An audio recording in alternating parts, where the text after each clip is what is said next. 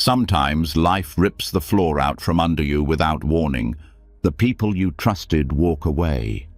The dreams you built with your bare hands fall apart. And worst of all, no explanation ever comes.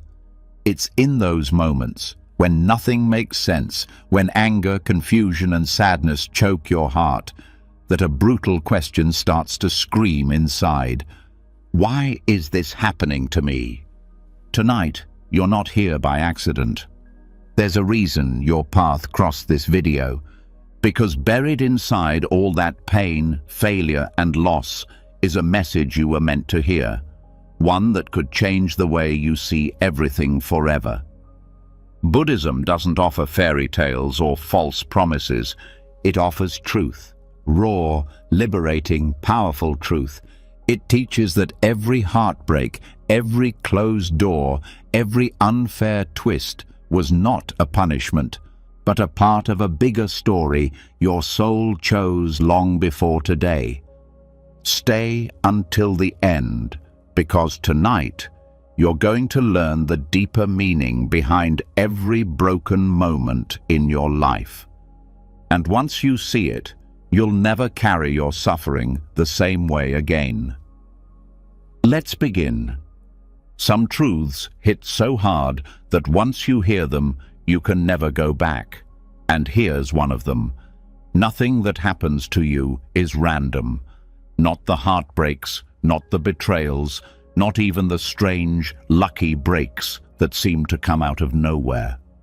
There's a hidden blueprint stitched beneath every single event. A pattern, invisible to the eye, but as real as the air you're breathing right now. And tonight, you're not here by chance. You're here because something inside you is ready to see that pattern for the first time. What if every moment of pain was actually a seed you planted long ago? Not because you deserved to suffer, but because that seed was carrying a lesson that could only bloom under the right conditions. Every action you take, every word you speak, every choice you make drops a seed into the vast soil of existence. Some seeds sprout immediately. Others fall deep into the earth, sleeping there quietly, waiting for the perfect moment to break open. Life doesn't lose track. Life doesn't forget. Life is the most precise gardener you will ever meet. It's easy to think today's struggles are random, that you were just unlucky, that life has it out for you. But look deeper. Every joy you've ever experienced was once a seed. Every betrayal was once an unseen ripple you helped send out, even if it was lifetimes ago. This isn't punishment. This isn't revenge. This is simply the field, returning what was planted. Karma is not about blame. It's about cause and effect, moving with surgical precision, beyond what memory can hold. Think of a field you planted as a child, but forgot about. Years later, strange fruits start appearing. You might be confused, even angry. But the fruits are no mystery. They are simply answering to the call of seeds you once dropped into the earth without thinking. Karma is the same. Life blooms exactly what was planted, exactly when the time is right, whether you remember it or not. This karmic blueprint is not just about the big things like marriage, loss, or success. It weaves itself into the tiny, invisible moments too. The time a stranger smiled at you when you were on the verge of giving up. The opportunity that showed up 5 minutes after you decided to trust the path again. The heartbreak that didn't destroy you, but forced you to finally stop living small. These things aren't random. They are karmic echoes, returning at just the right frequency to touch your soul. If you want to know the karma of your past, look at your life right now. If you want to know the karma of your future, look at the choices you are making in this very moment. That can feel like a heavy truth at first. It can make you want to crawl into guilt or blame. But don't. Karma isn't here to trap you. It's here to wake you up. Because karma is not a closed prison. It's a living field. It shifts.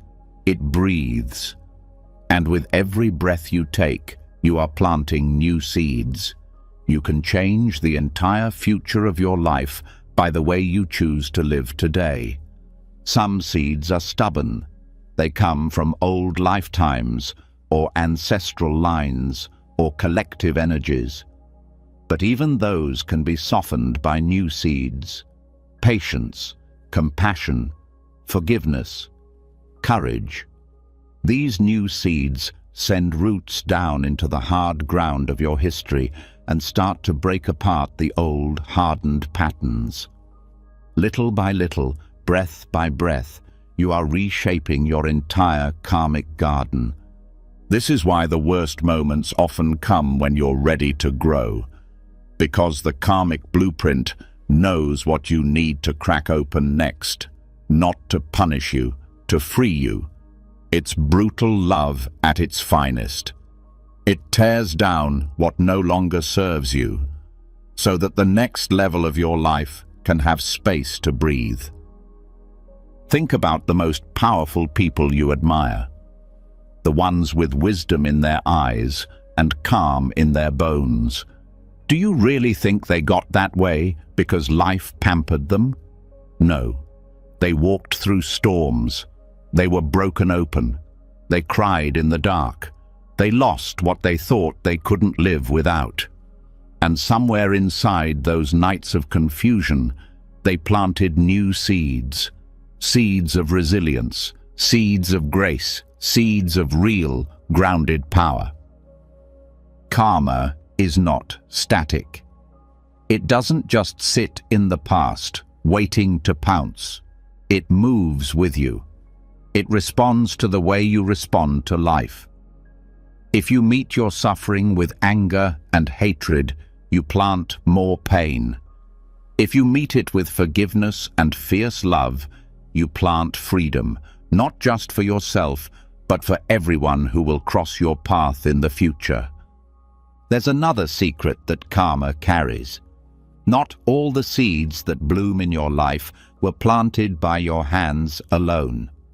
Some were handed to you by ancestors you never met. Some were woven into your DNA by the lives your bloodline lived before you ever took your first breath. And yet, here you are, with the power to choose, to break old patterns, to heal old wounds, to leave a softer garden for the ones who will come after you. Even the timing of your struggles is not random. Life watches you. Life feels you.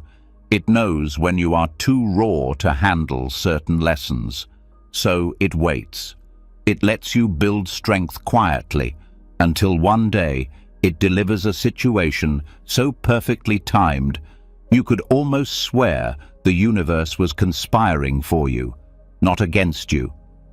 When you see a door slam in your face, when you feel betrayal slice through your heart, when you face a failure so deep it makes you question everything, know this: the karmic blueprint is not destroying you.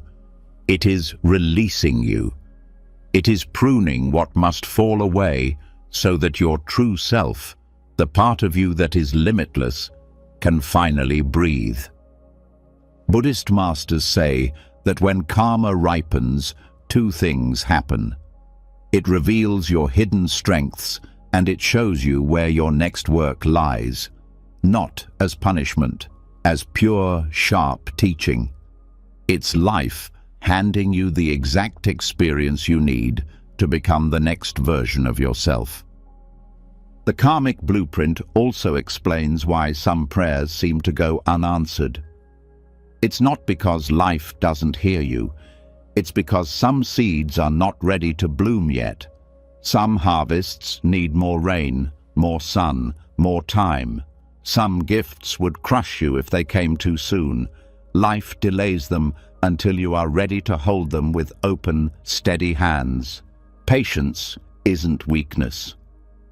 In karmic time, patience is mastery. It's trust. It's knowing that every breath, every tear, every silent act of kindness you plant into the field is shifting something invisible, something huge. And someday, when the time is right, it will break through the surface of your life, and you will understand why you had to wait. You don't have to live in fear of karma. You don't have to tiptoe through life trying to be perfect. You just have to be conscious. Be awake when you speak. Be awake when you act. Be awake when you choose between resentment and forgiveness, between fear and love, because every moment you are awake, you are planting a future you will be proud to inherit. You are not at the mercy of fate. You are an active co-creator with life. And every act of honesty, every word of compassion, every silent prayer for someone else's happiness echoes louder than you know. It shifts the currents. It heals the past. It builds a future wider than your current eyes can see. If you could see the tapestry of your life from above, the bright moments, the dark moments, the invisible threads connecting everything, you would be overwhelmed by the sheer beauty of it. Nothing wasted, nothing random, nothing without meaning. Even the pain you are carrying tonight is not here to break you.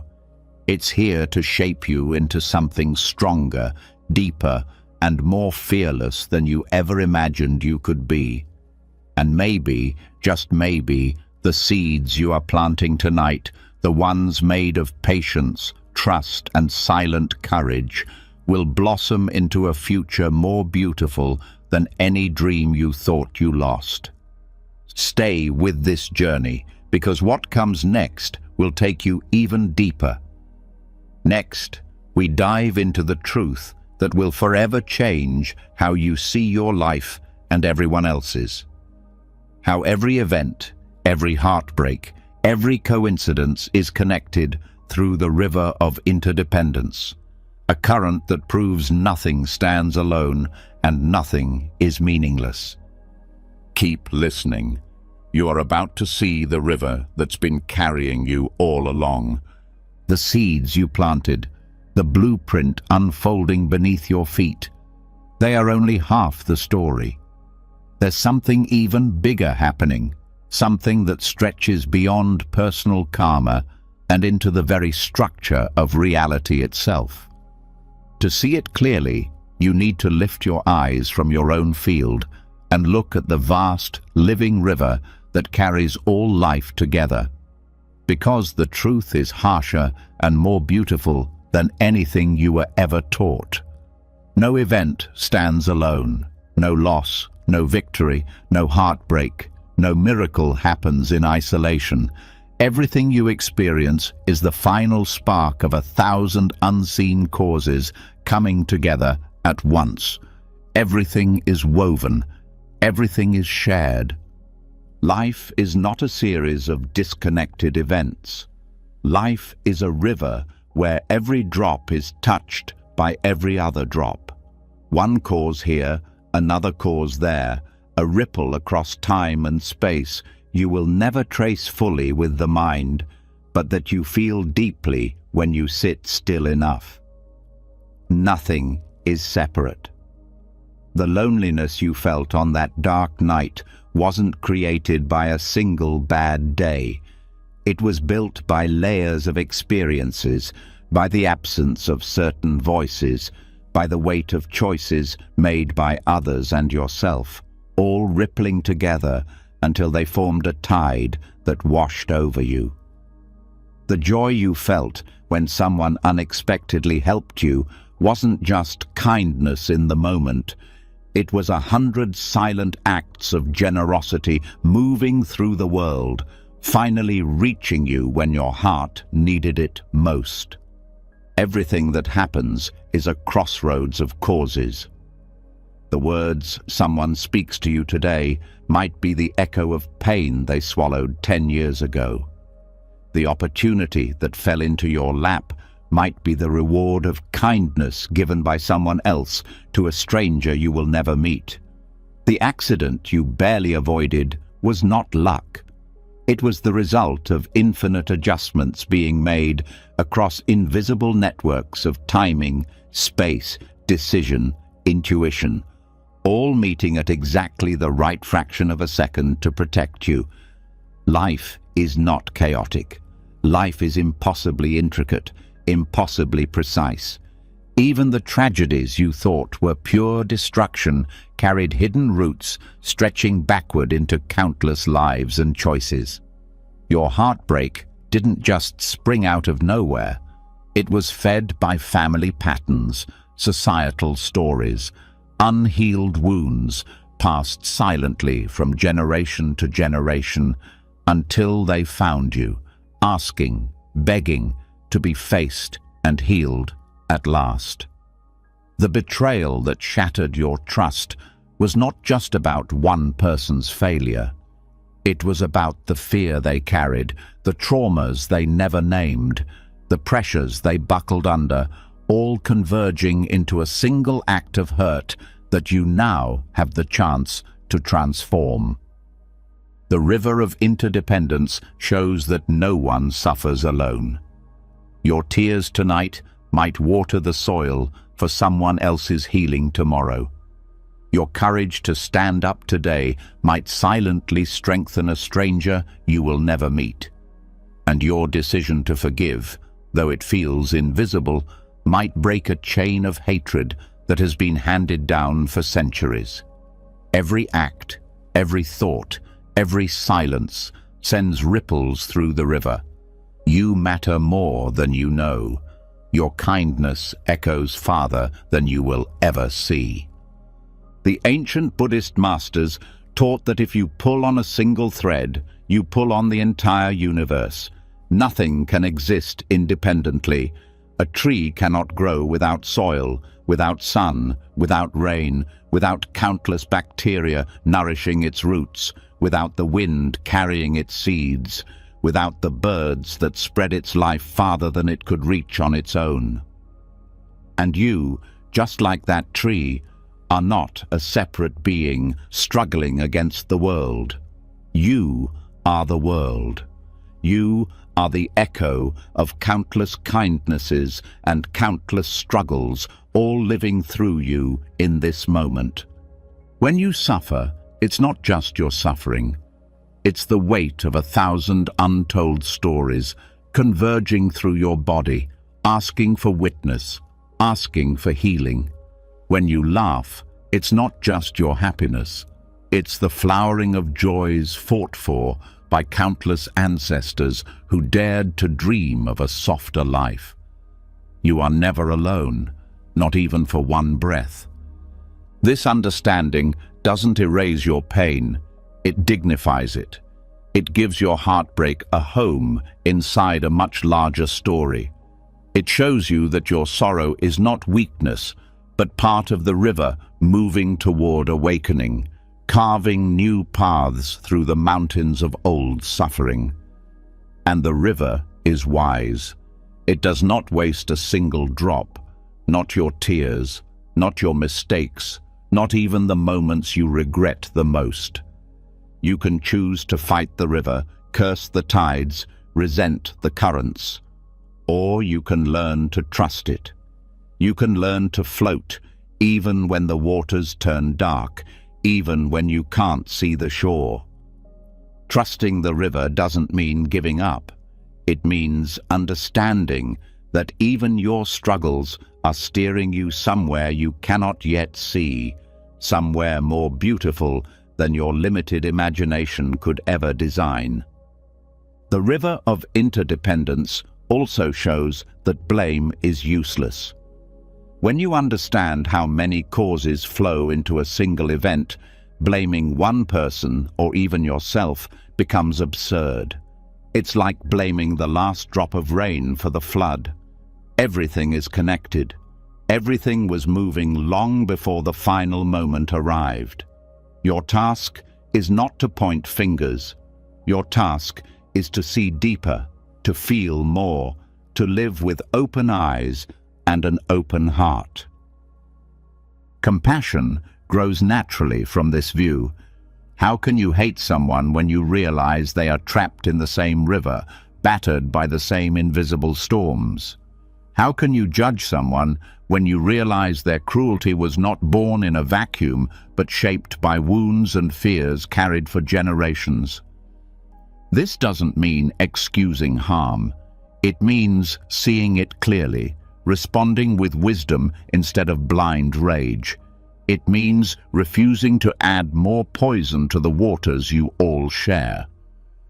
The river of interdependence also teaches patience. Some ripples take years to return. Some seeds you plant today might not flower until long after you're gone. You might never see the full impact of your goodness, your forgiveness, your resilience. But it matters. It always matters. Every kindness offered into the river strengthens the whole. Even your smallest acts matter more than you know. A smile to a stranger on a dark day, a silent prayer for someone you dislike, a moment of honesty when lying would have been easier. These are not small things. They are anchors thrown into the storm, helping steady the world one soul at a time. When you truly see the river, gratitude becomes your natural state. Gratitude not just for the good days, but for the hard ones too. Gratitude for the unseen hands that helped you when you stumbled. Gratitude even for the heartbreaks that cracked your heart open wider than fear ever allowed. Gratitude for being allowed to play even a small part in this vast, mysterious unfolding of life. Gratitude doesn't mean pretending everything is perfect. It means bowing to the mystery even when it hurts. It means trusting that the river knows where it's going, even when your mind screams that you are lost. When you stop seeing yourself as a separate island, cut off and alone, and start seeing yourself as part of the living, breathing ocean, a strange peace begins to settle inside you. The storms still come. The losses still hurt. But underneath it all, a steady current carries you, and you know, deeply know, that you are held. You were never abandoned. You were never forgotten. You are part of something so vast, so interconnected, so breathtakingly beautiful that words can barely touch it. You are not alone. You have never been alone, and you never will be. This understanding changes everything. It changes how you treat others. It changes how you treat yourself. It changes how you walk through the darkest nights. It reminds you that every step, every stumble, every victory, every loss, every cry, every laugh, it all matters. It all ripples outward forever. This is why nothing is meaningless. No meeting, no goodbye, no random encounter in a crowded street, no word left unsaid, no kindness too small. Everything flows together, crossing invisible lines to form the life you live and the future you are helping shape.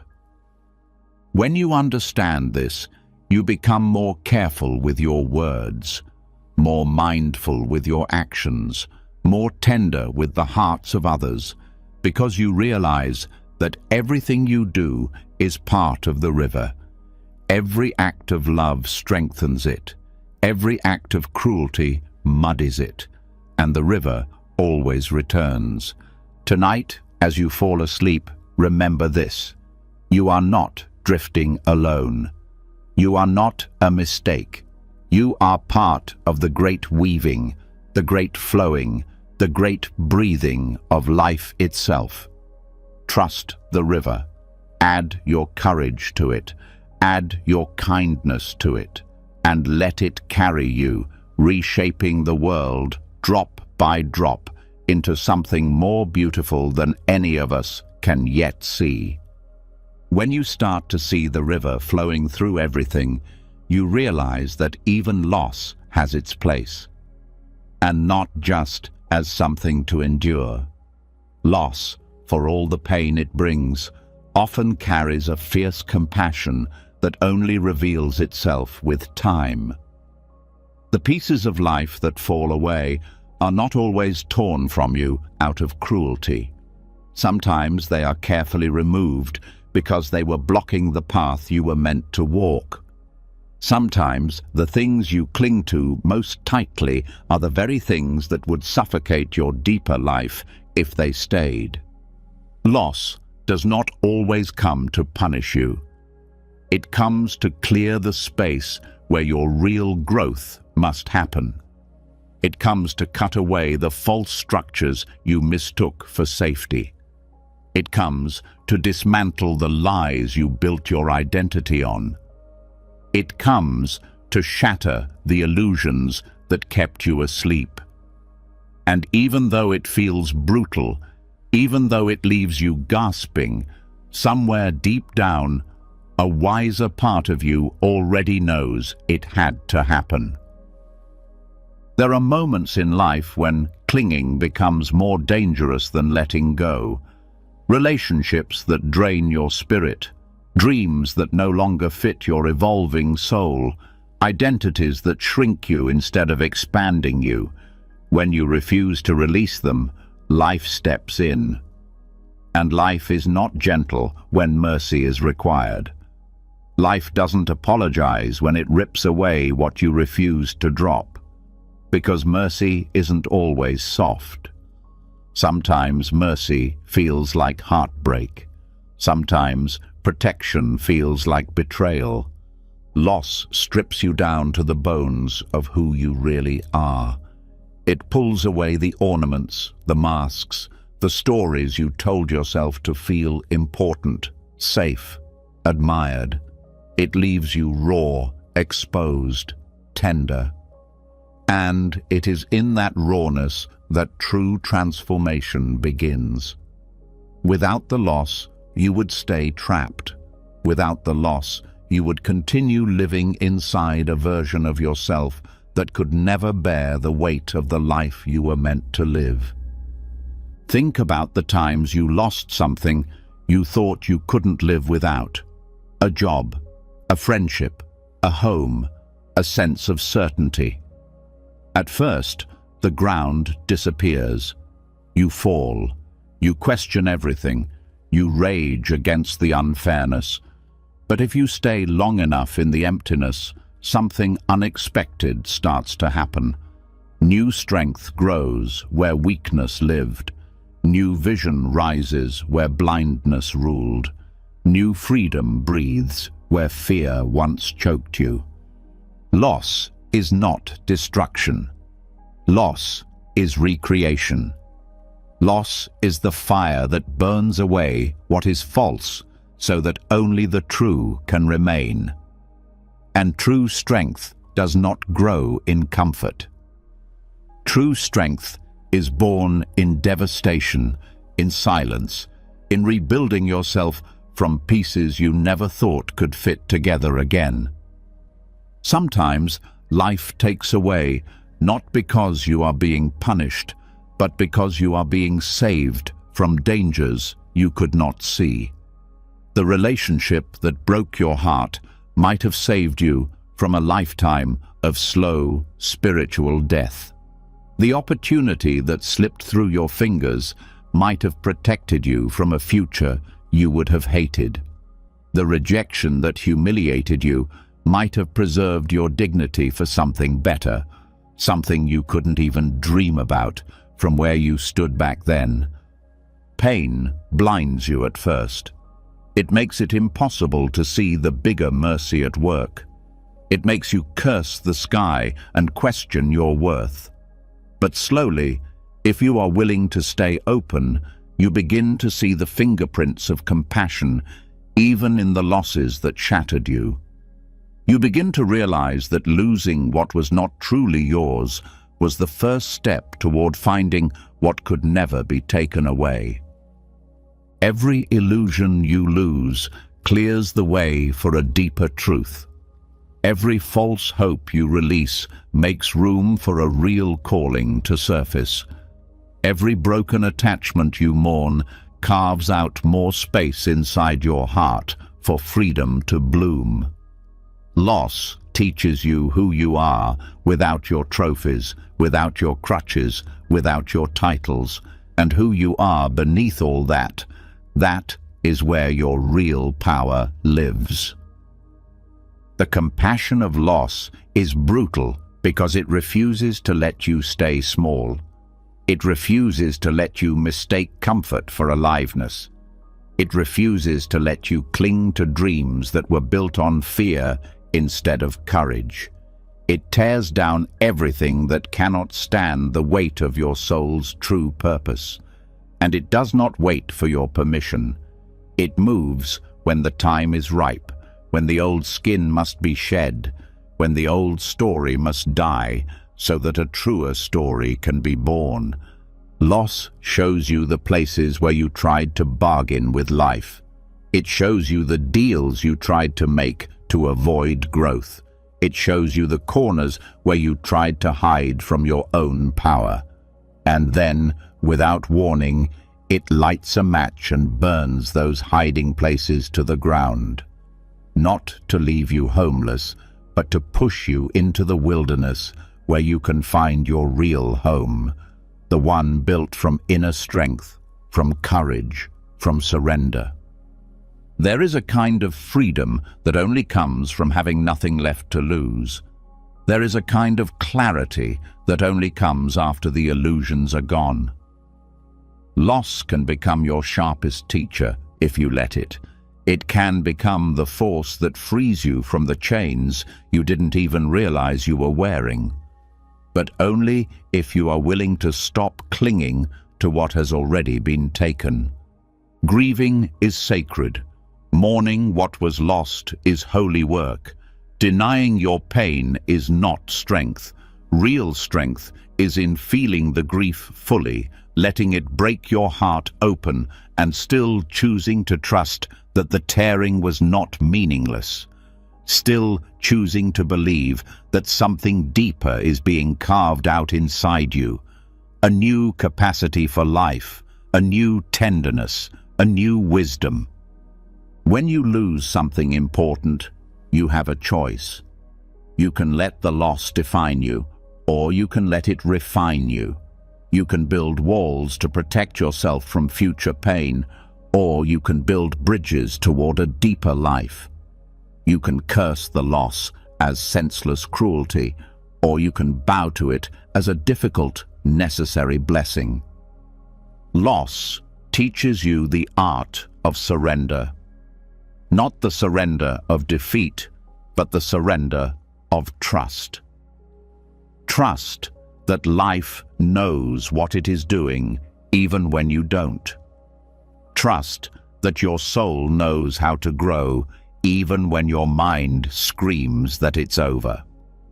Trust that the emptiness you feel now is not a grave, but a garden waiting for a new planting. Sometimes the greatest mercy life can show you is not giving you what you think you want.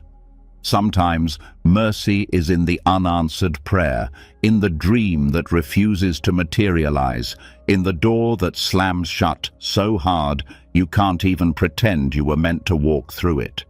Your soul is wiser than your desires. Your deeper self knows what you came here to do, even when your conscious mind has forgotten. Loss realigns you. It shakes you loose from paths that would have led you into deeper cages. It breaks your heart open so that the light trapped inside can finally shine. The compassion of loss asks you to trust in the invisible. To trust that just because you can't see the meaning now doesn't mean there isn't one. To trust that someday, maybe years from now, you will look back on this heartbreak and thank life for not letting you settle for less than you were born for. Pain is real. Grief is real. Rage is real. None of it is wrong. Feel it all. But don't let it blind you to the deeper mercy flowing through the loss. Don't let it convince you that life is cruel. Because the truth is far harder and far more beautiful. Life is merciful beyond what your mind can understand. It just doesn't always look the way you want it to. One day you will look back and see that the things you lost were the very things you needed to release in order to become free. One day you will realize that the emptiness you feared was actually the clearing for a deeper, richer life. One day you will bless the losses that once broke you, and when that day comes, you will understand that nothing was ever taken from you without something greater being given in return.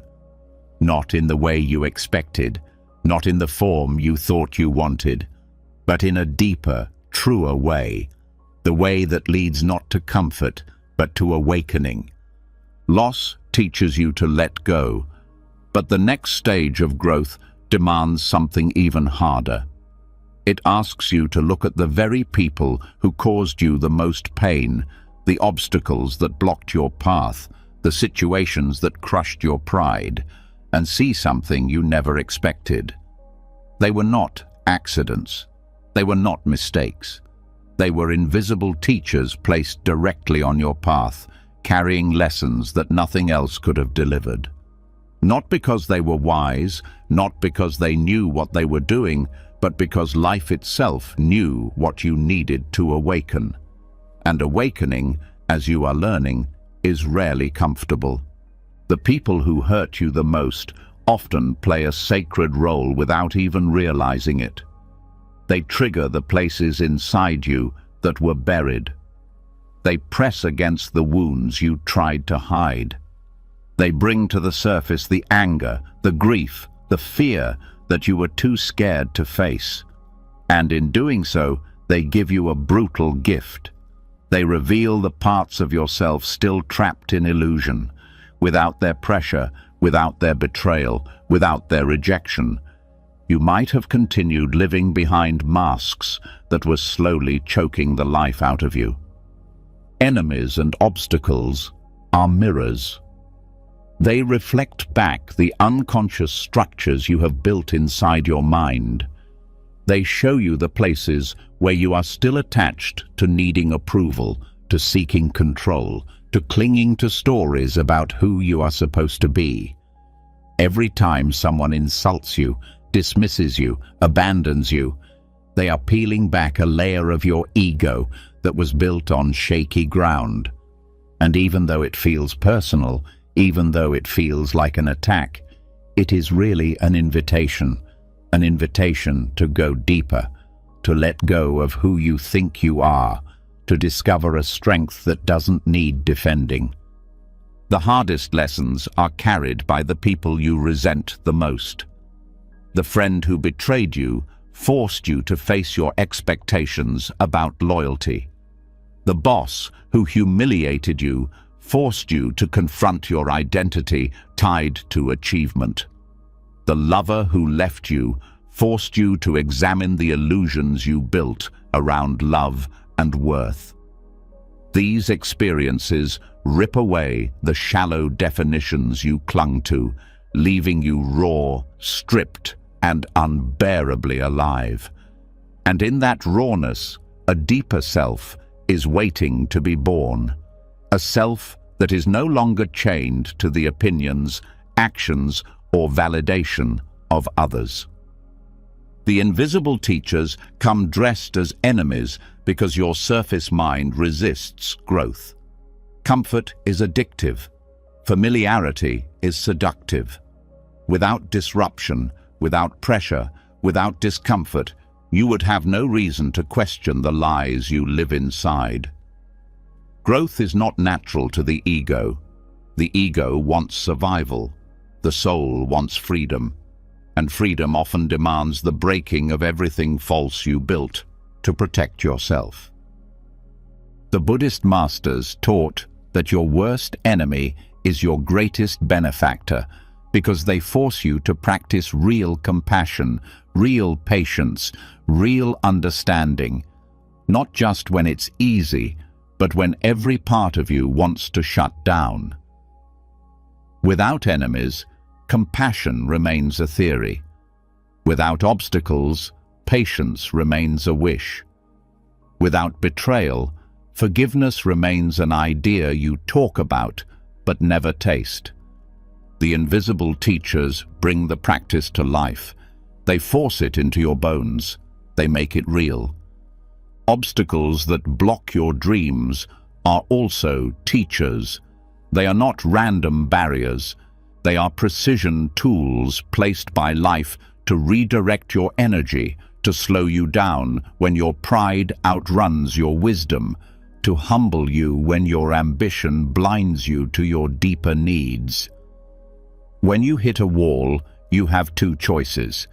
You can slam against it in rage and resentment, or you can sit down quietly, listen, and ask the deeper question, what is this wall trying to show me about myself? Sometimes the obstacle is there because the timing is wrong. Sometimes it's there because your dream is still rooted in fear, or vanity, or insecurity, and it must be purified before it can bear fruit. Sometimes the obstacle is protecting you from a path that looks beautiful now, but would have hollowed out your soul if you had continued down it. The obstacle is not your enemy. It is a guardian standing at the doorway of a deeper life. The more you resist your enemies and obstacles, the more you suffer. Resistance strengthens the very ego structures the invisible teachers are trying to dismantle. Anger, blame, and bitterness solidify the illusions instead of dissolving them. But when you soften, when you allow yourself to feel the pain fully without creating new stories of hatred or victimhood, you break the cycle. You allow the lesson to enter. You allow the healing to begin. There is a fierce kind of gratitude that arises when you begin to see your life this way. Not a fake gratitude that pretends everything is fine, but a deeper gratitude that bows even to the pain, because you understand that it is working for your freedom. You begin to see that the people who hurt you the most were unknowingly carving a path back to yourself. You begin to see that the obstacles you cursed were saving you from 1,000 silent deaths of the spirit. This doesn't mean you have to keep toxic people in your life. This doesn't mean you have to stay in situations that crush your spirit. Sometimes the lesson is to walk away. Sometimes the lesson is to say no with a clear, strong voice. But even as you walk away, even as you protect yourself, you can do it without hatred. You can do it with gratitude for what was taught, even if the teaching came wrapped in pain. Forgiveness is not about pretending the harm didn't happen. Forgiveness is about freeing yourself from carrying the poison forward. It's about seeing the invisible teachers for what they were, instruments of your awakening, not definitions of your worth. When you forgive, you release the last thread that binds you to the wound. You step out of the story of victim and into the story of creator. The deeper you look, the more you see that even the worst moments of your life carried seeds of transformation. The betrayal that shattered you taught you to trust your inner voice over outside promises. The rejection that humiliated you taught you to root your worth in being, not in approval. The loss that devastated you taught you that you can survive endings and still find new beginnings.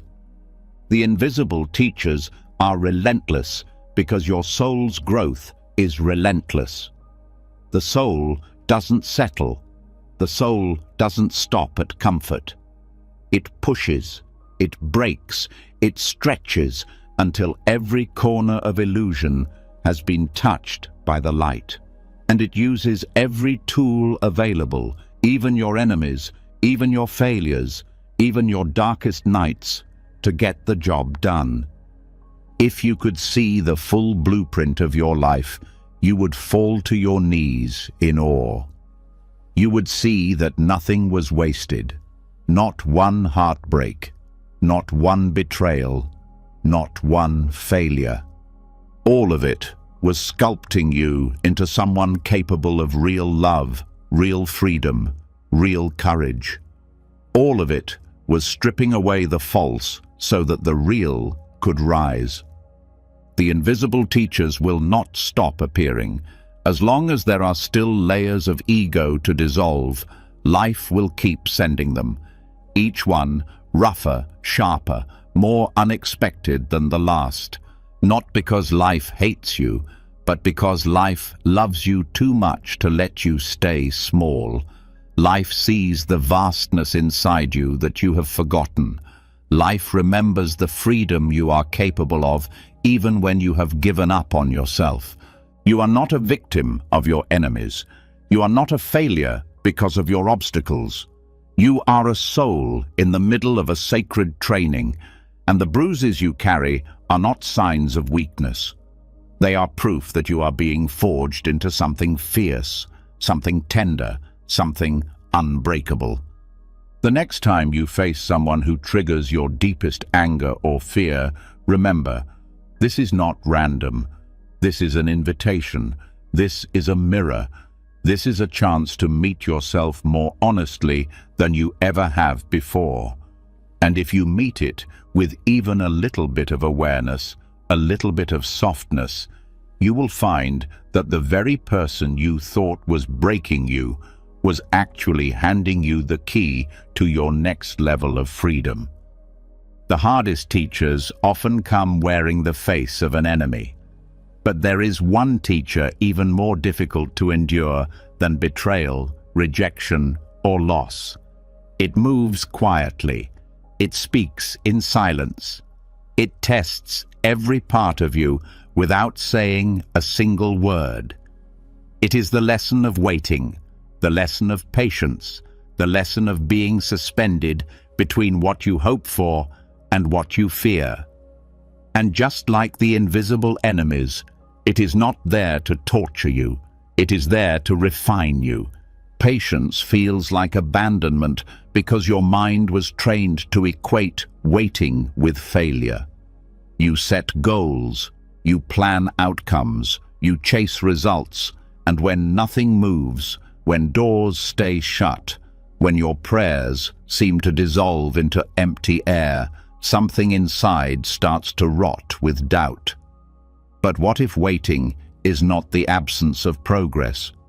What if waiting is a silent, secret work happening underground where the mind cannot see?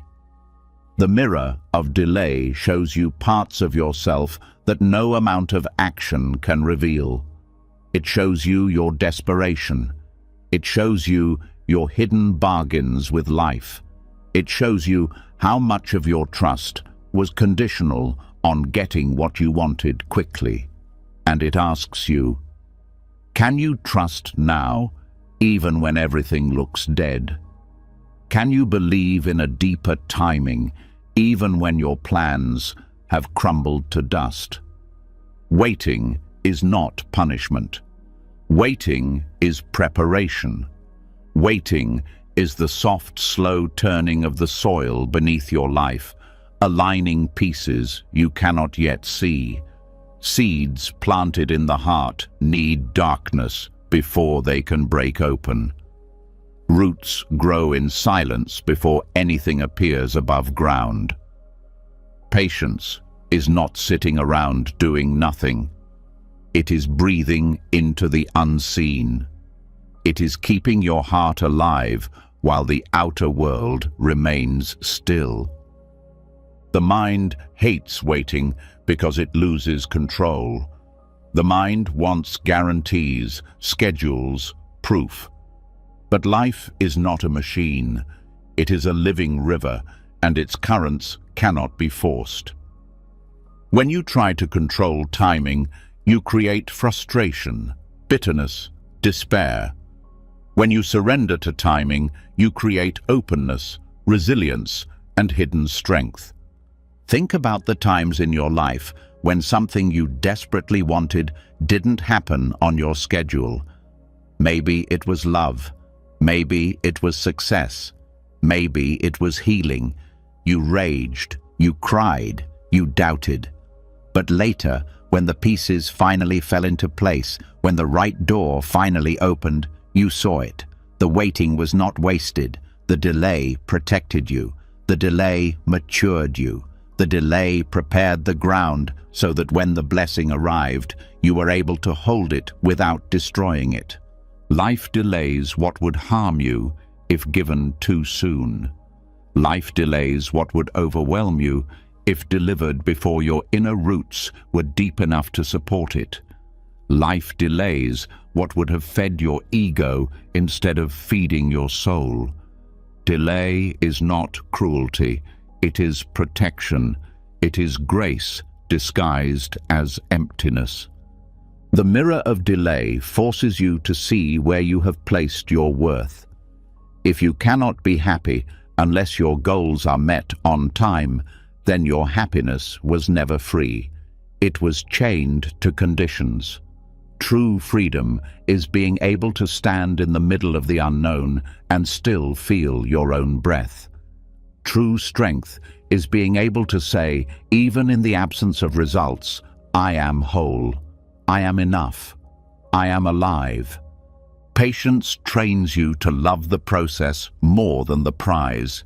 It trains you to find meaning in the journey itself, not just in the trophy at the end. It teaches you that who you become while waiting is more important than what you eventually receive. Without patience, success becomes a hollow victory. Without patience, love becomes another possession. Without patience, healing becomes another achievement to brag about instead of a real transformation. The waiting is where character is formed. The waiting is where faith is tested and strengthened. The waiting is where you learn to surrender without giving up. To trust without needing constant evidence. To breathe without guarantees. Patience is active, not passive. It demands presence. It demands attention to the small things. It demands that you live fully even when the big things remain unfinished. Patience asks you to find beauty in the partial, in the broken, in the in-between. It asks you to stop measuring your worth by how fast you climb and start measuring it by how deeply you love while standing still. Every period of waiting plants new seeds inside you, seeds of resilience, seeds of clarity, seeds of compassion. The longer the waiting, the deeper the roots. The deeper the roots, the higher the tree can grow when the time finally comes. Without delay, you would sprout too fast, wither too easily, fall with the first strong wind. The mirror of delay also reveals your attachments. If you can only feel joy when specific outcomes appear, then you are not free. You are a prisoner of circumstances. Patience teaches you to anchor your joy in something deeper, in the act of living itself, in the silent knowing that you are being carried even when you can't see the currents. Think of the greatest trees you have ever seen, the ones that tower silently over everything. Their power is invisible. Their strength lies not in their visible branches, but in the roots spread deep and wide underground. Those roots took years to grow, years of unseen work, years of silent, patient expansion beneath the surface. And when the storms came, it was not the tallest trees that survived. It was the trees with the deepest roots. Delay is building your roots. Delay is deepening your unseen strength. Delay is preparing you to hold blessings that shallow foundations could never sustain. In a world addicted to speed, patience feels like death. Everything tells you to hurry. Everything tells you that faster is better. Achieve quickly, love quickly, heal quickly. But true life laughs at speed. True life values depth over speed, integrity over appearances, substance over sparkle. Patience demands humility. It demands admitting that you are not the master of time, that there are forces at work larger than your personal will, that life has its own intelligence, its own rhythms, its own seasons. When you surrender to that, you do not become weak. You become aligned. You stop wasting energy fighting the flow. You start moving with it, trusting it to carry you exactly where you need to go. When you practice patience, you become a quiet revolutionary. In a world that screams for instant gratification, you choose depth. In a culture obsessed with results, you choose presence. In a society drunk on speed, you choose the ancient wisdom of slow growth, of unseen preparation, of silent unfolding. And the rewards of patience are not small, they are enormous. When the right door finally opens, it stays open. When the right love finally arrives, it nourishes instead of drains. When the right calling finally blossoms, it fits your soul like a second skin. Nothing forced, nothing stolen, nothing hollow, everything real, everything earned. The mirror of delay is harsh because it shows you how much of your suffering is created by your own impatience, how much pain you add by demanding life move on your schedule. But it also shows you the secret door. When you stop demanding and start trusting, the waiting itself becomes holy. The waiting itself becomes sacred ground where miracles are quietly forming. Patience does not mean giving up on your dreams. It means holding them lightly, trusting that if they are true dreams, they will ripen in their own perfect time. Trusting that if they fall away, it is because something even more aligned is being prepared for you. Life is not ignoring you. Life is not punishing you. Life is ripening you. Life is building the capacity inside you to receive what you asked for without being crushed by it. And sometimes that building process takes longer than your mind would like. You are being prepared for the life you cannot yet handle. You are being strengthened for the blessings that would break a weaker version of you. You are being deepened for a love, a calling, a freedom that requires your fullest, strongest self. Waiting teaches you that you are already enough even before the blessings arrive, that you are already worthy even when your hands are empty, that you are already whole even when the world tells you to hurry up and prove your value. The patience you practice today will become the stability you stand on tomorrow. The trust you cultivate in the silence will become the wisdom that carries you when the storms come. The depth you build in the unseen seasons will become the light you shine when it's finally your time to rise. Stay with it. Stay soft. Stay open. Because just like seeds breaking open underground, just like roots spreading unseen beneath the earth, just like stars forming in the dark belly of the universe. Your life is blooming in ways you cannot yet see. And when the time comes, not your time, but life's perfect time, everything you have been waiting for will unfold with a power and a grace that makes the waiting more than worth it. Waiting teaches you to trust the unseen, but there is another test even sharper, even harder to swallow. It is the test of regret.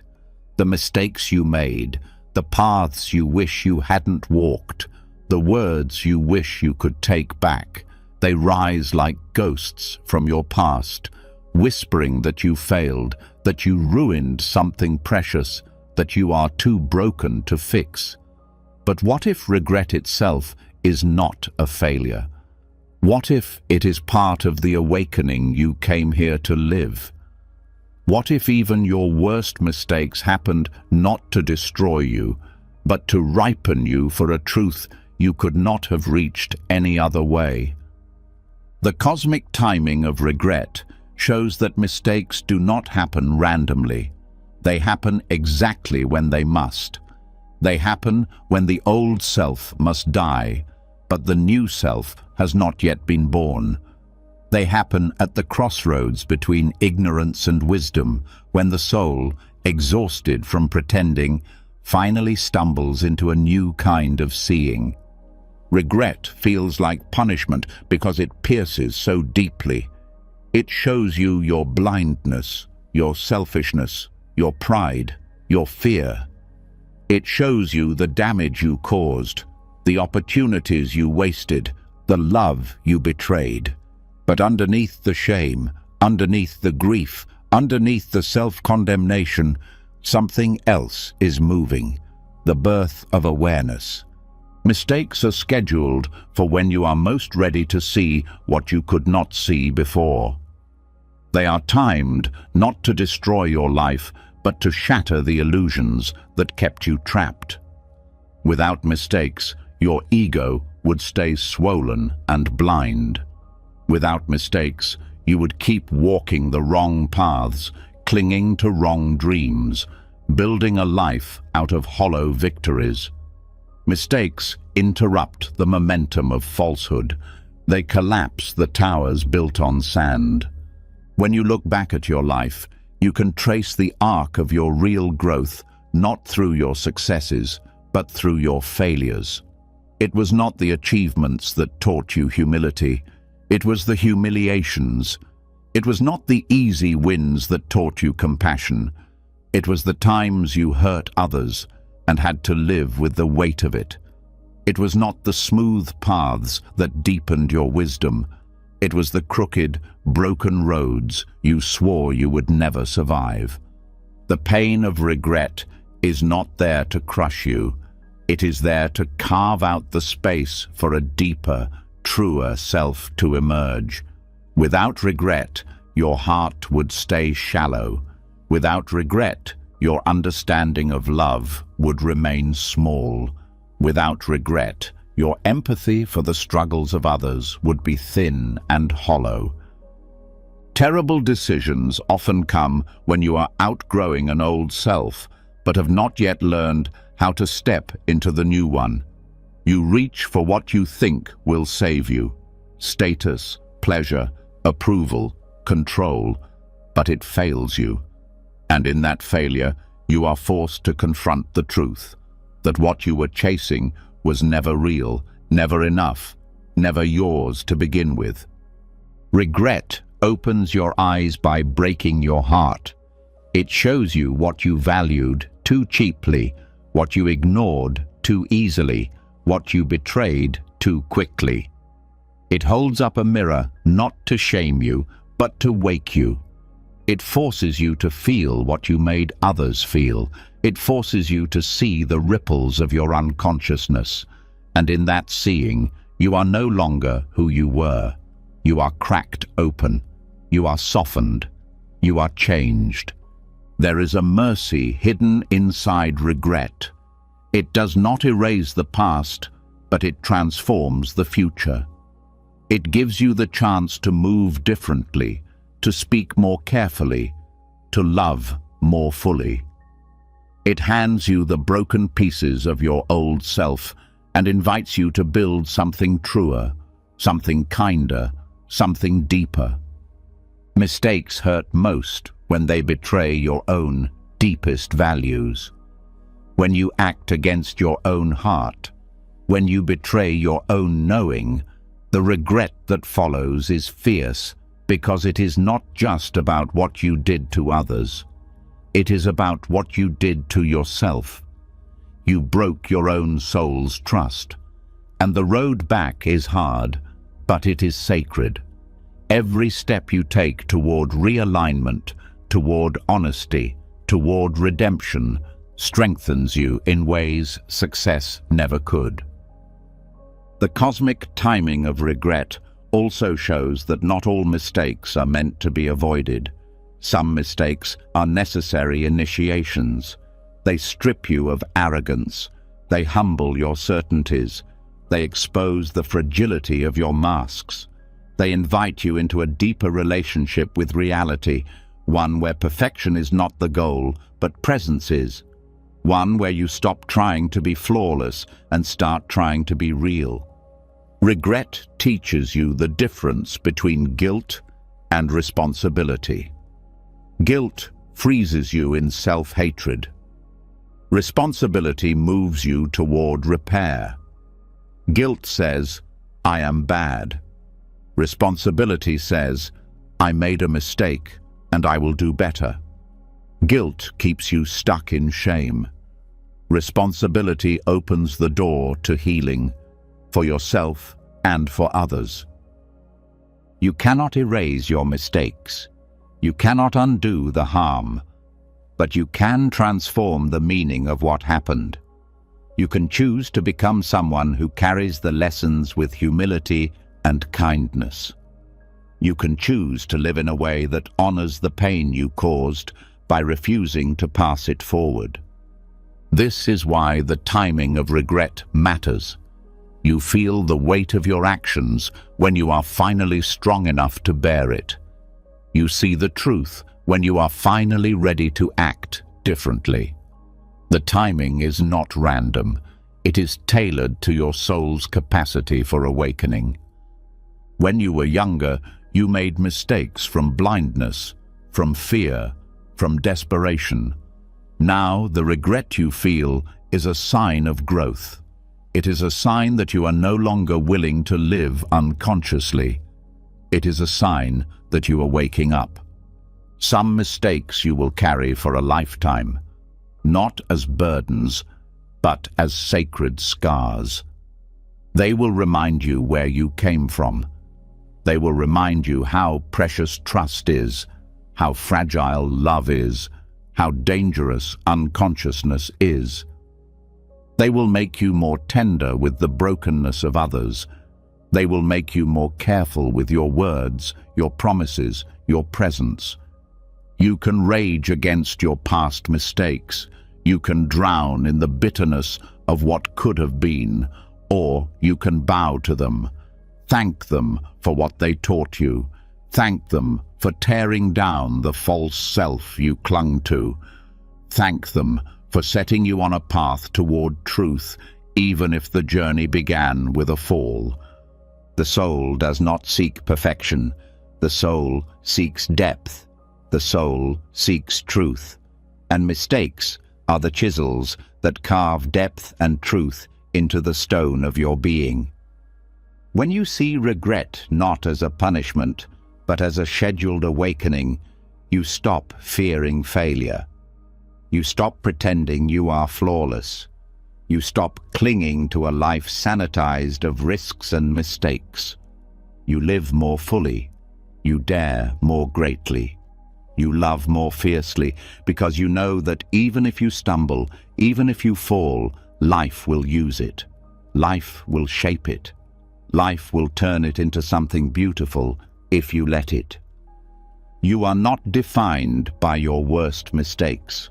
You are defined by how you rise from them, how you learn from them, how you transform because of them. Regret is not your enemy. It is your teacher. It is your midwife into a larger, wiser, freer life. There are people you have hurt. There are choices you cannot undo. There are roads you cannot walk back.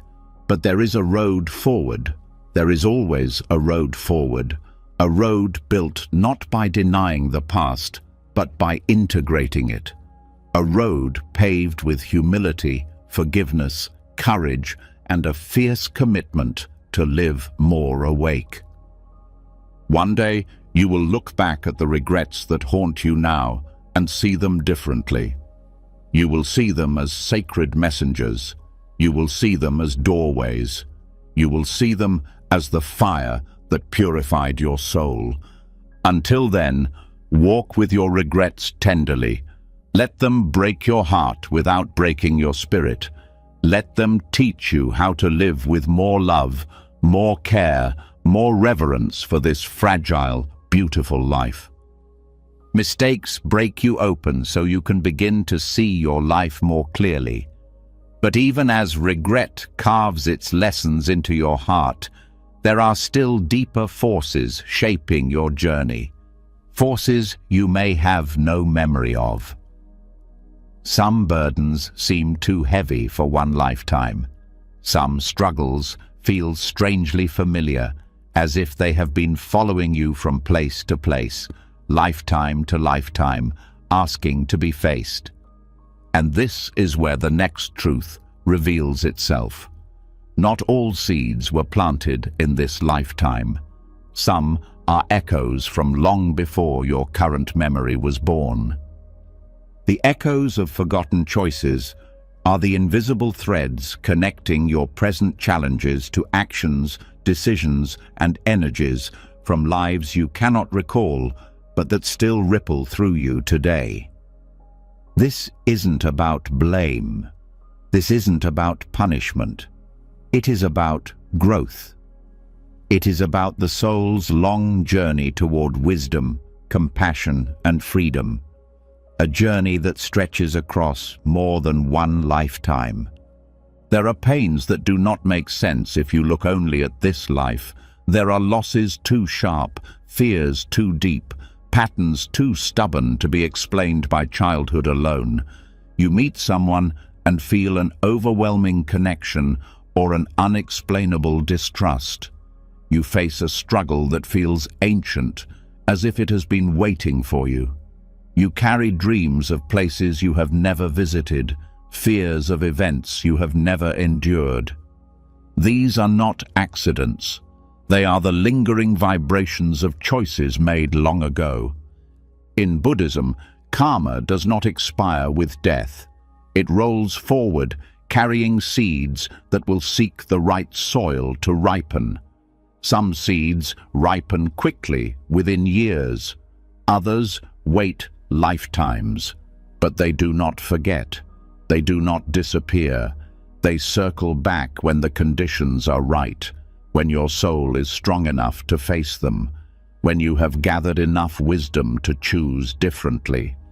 Your present hardships might be the final echoes of unfinished lessons, the last threads of old contracts waiting to be dissolved. You are not being punished. You are being given the rare, sacred opportunity to close old chapters, to heal old wounds, to free yourself from cycles older than memory. The soul craves completion.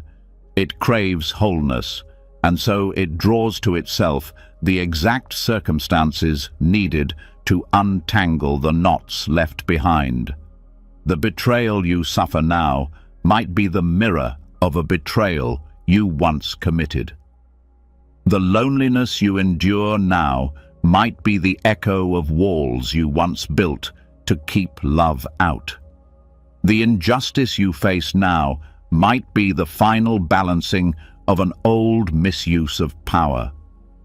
This is not meant to shame you. It is meant to empower you, because if your life is shaped by echoes, then your choices today matter more than ever. Every act of forgiveness, every act of compassion, every act of courage not only changes this life, but sends ripples forward, healing patterns that stretch back through the centuries.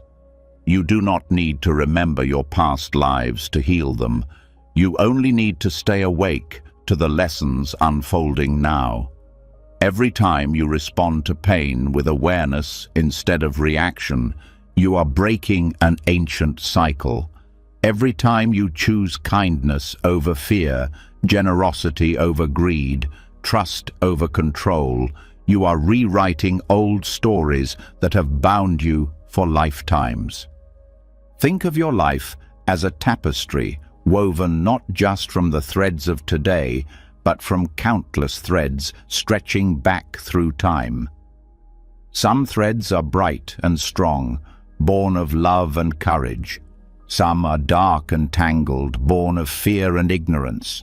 Your work is not to resent the dark threads, but to weave them into something new, to transform them with conscious living.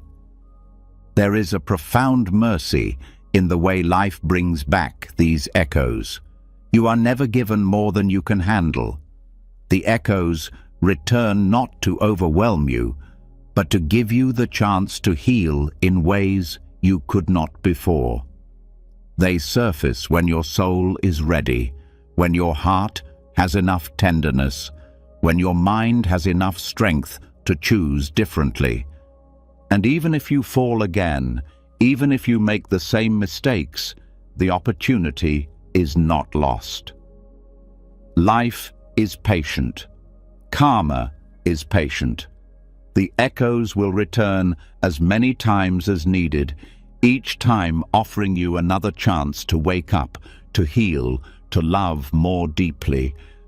This understanding changes how you see your hardships. Instead of asking, "Why is this happening to me?" you begin to ask, "What is this trying to heal through me? What old pain is seeking freedom through this experience? What ancient weight is asking to be lifted by the way I choose to respond now?" Sometimes the people who hurt you the most in this life are souls who once loved you deeply in another. Sometimes the battles you fight now are the aftermath of wars you once waged. Sometimes the gifts you carry, your talents, your insights, your deep compassion, are the flowering of seeds planted long, long ago. Nothing is wasted. Nothing is random. Every experience, every relationship, every struggle is part of a larger story, a longer journey, a deeper unfolding.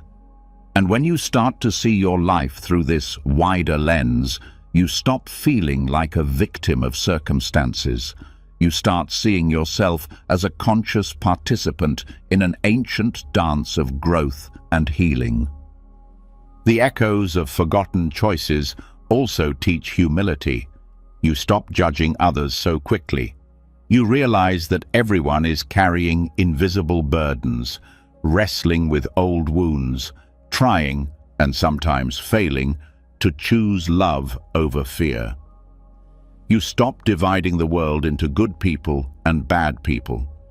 You start seeing wounded people, awakening people, people at different stages of remembering who they really are. This humility opens the door to compassion. Compassion for yourself, compassion for others, compassion for the slow, messy, beautiful process of soul evolution. You are not here to be perfect.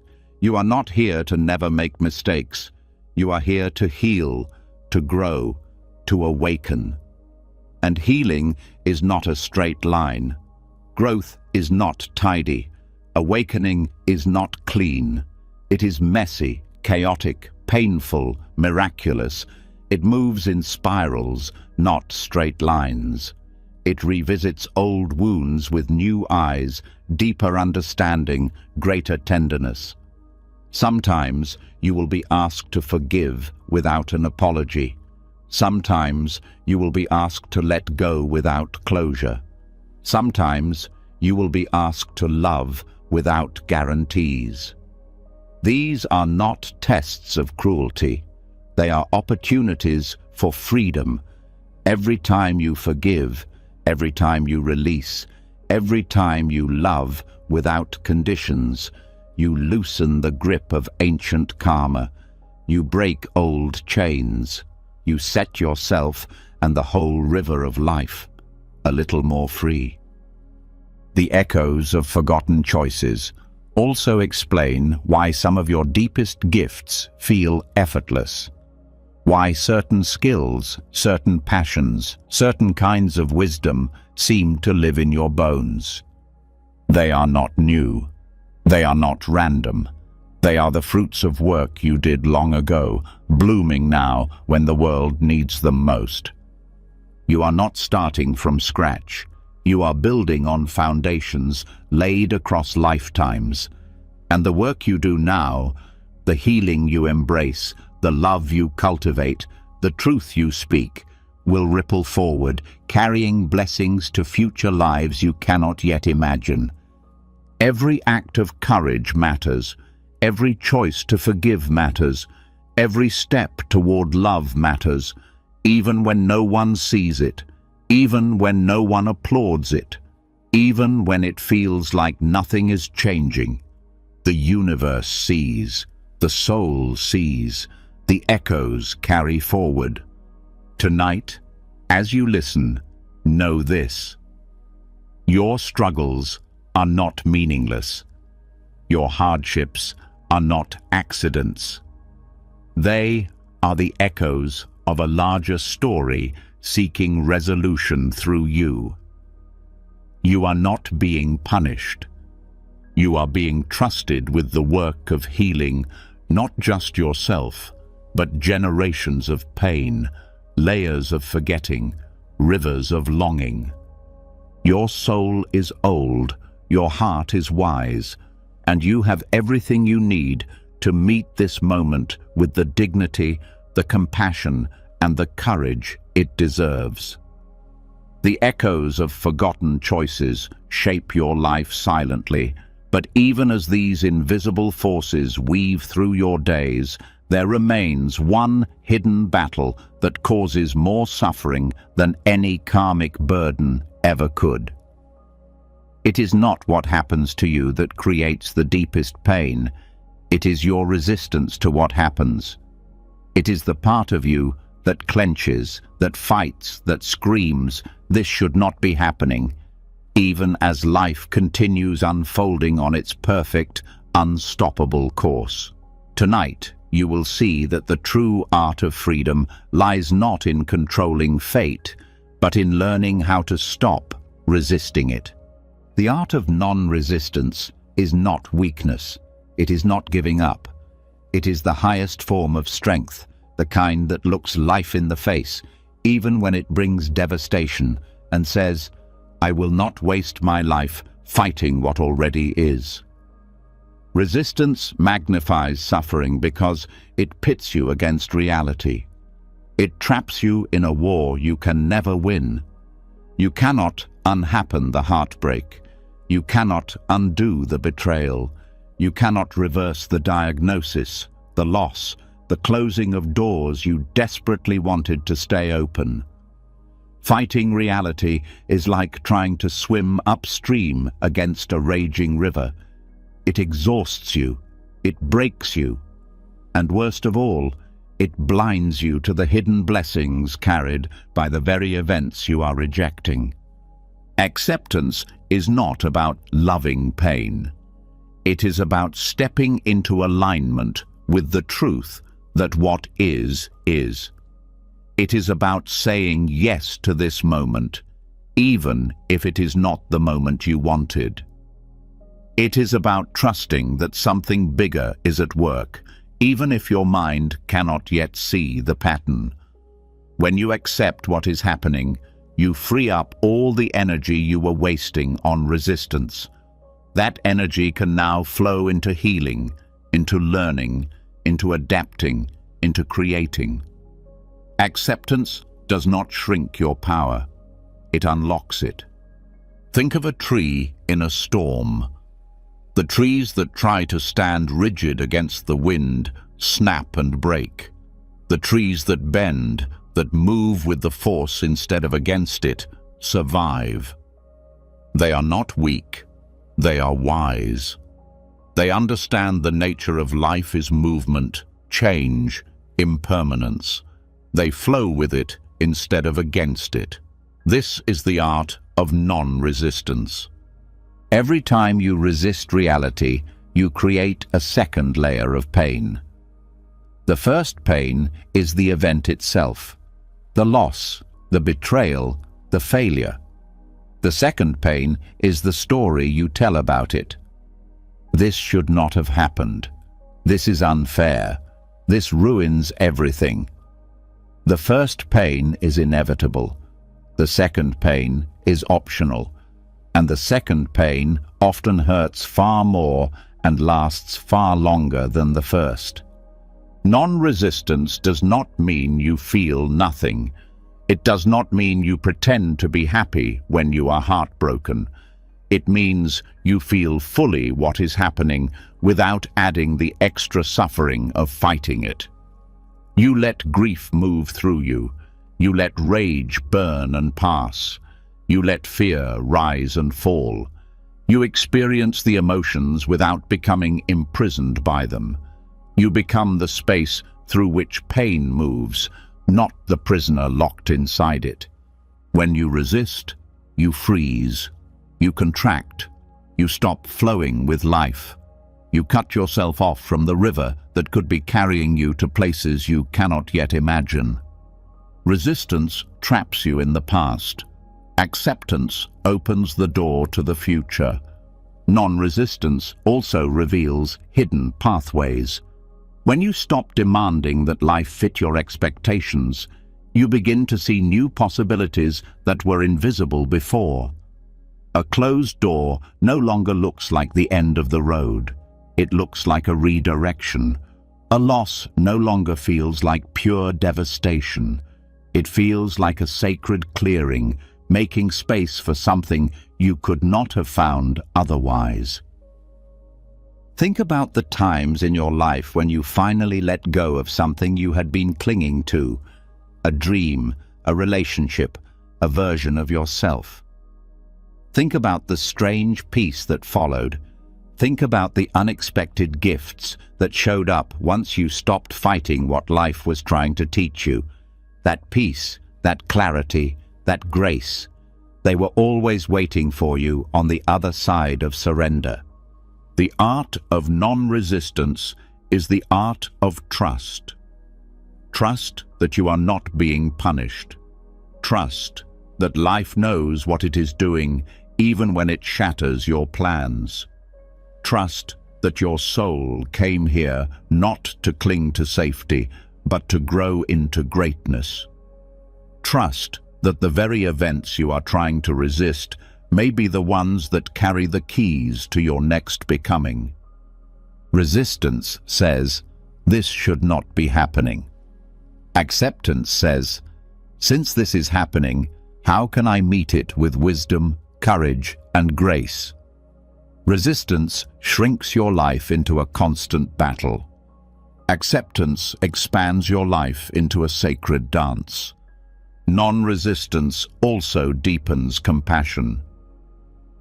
When you accept your own pain without judgment, you become more capable of holding space for the pain of others. You stop needing to fix everything.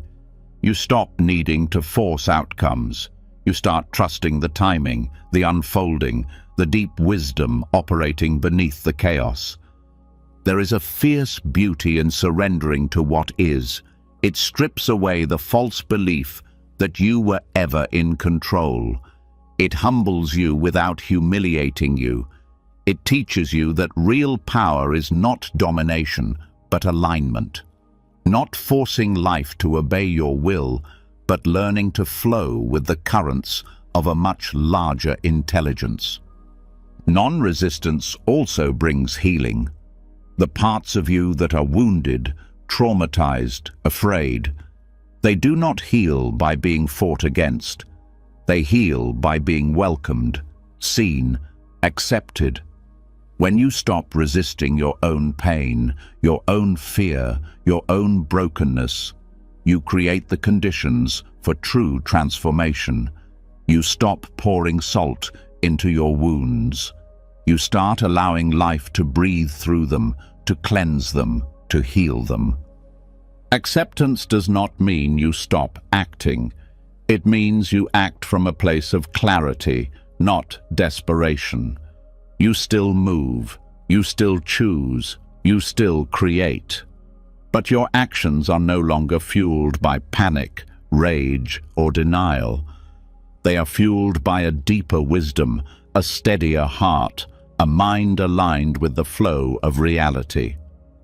This is why acceptance is not passive. It is the most active engagement with life there is.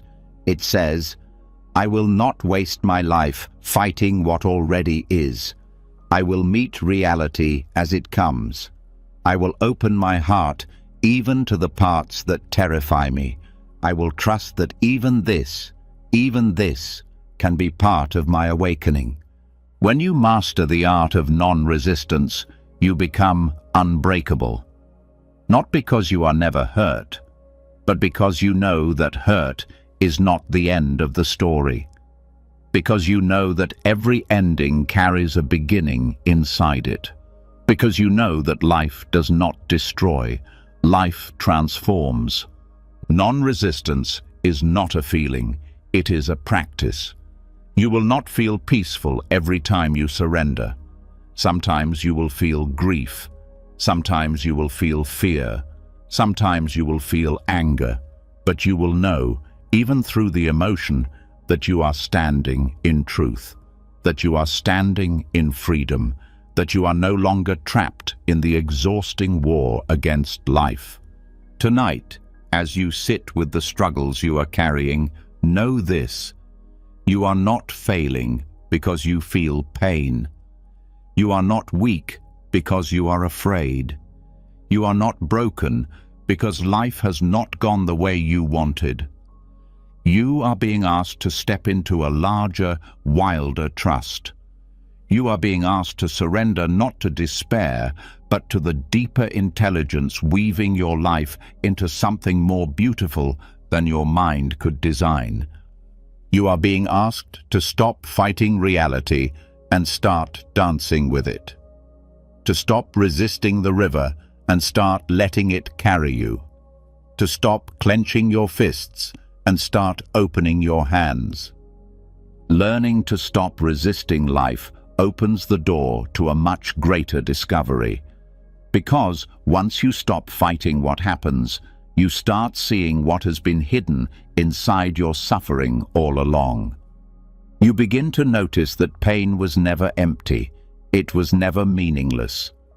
Buried deep inside every heartbreak, every failure, every loss, is something precious waiting to grow. Tonight you will see the hidden truth. The moments that shattered you were planting seeds of strength, compassion, and wisdom that you would one day need for a life bigger than the one you thought you were building. Painful moments are not dead ends. They are beginnings disguised as endings. They strip away the surface so that something deeper can take root. They break down false dreams so that truer ones can rise.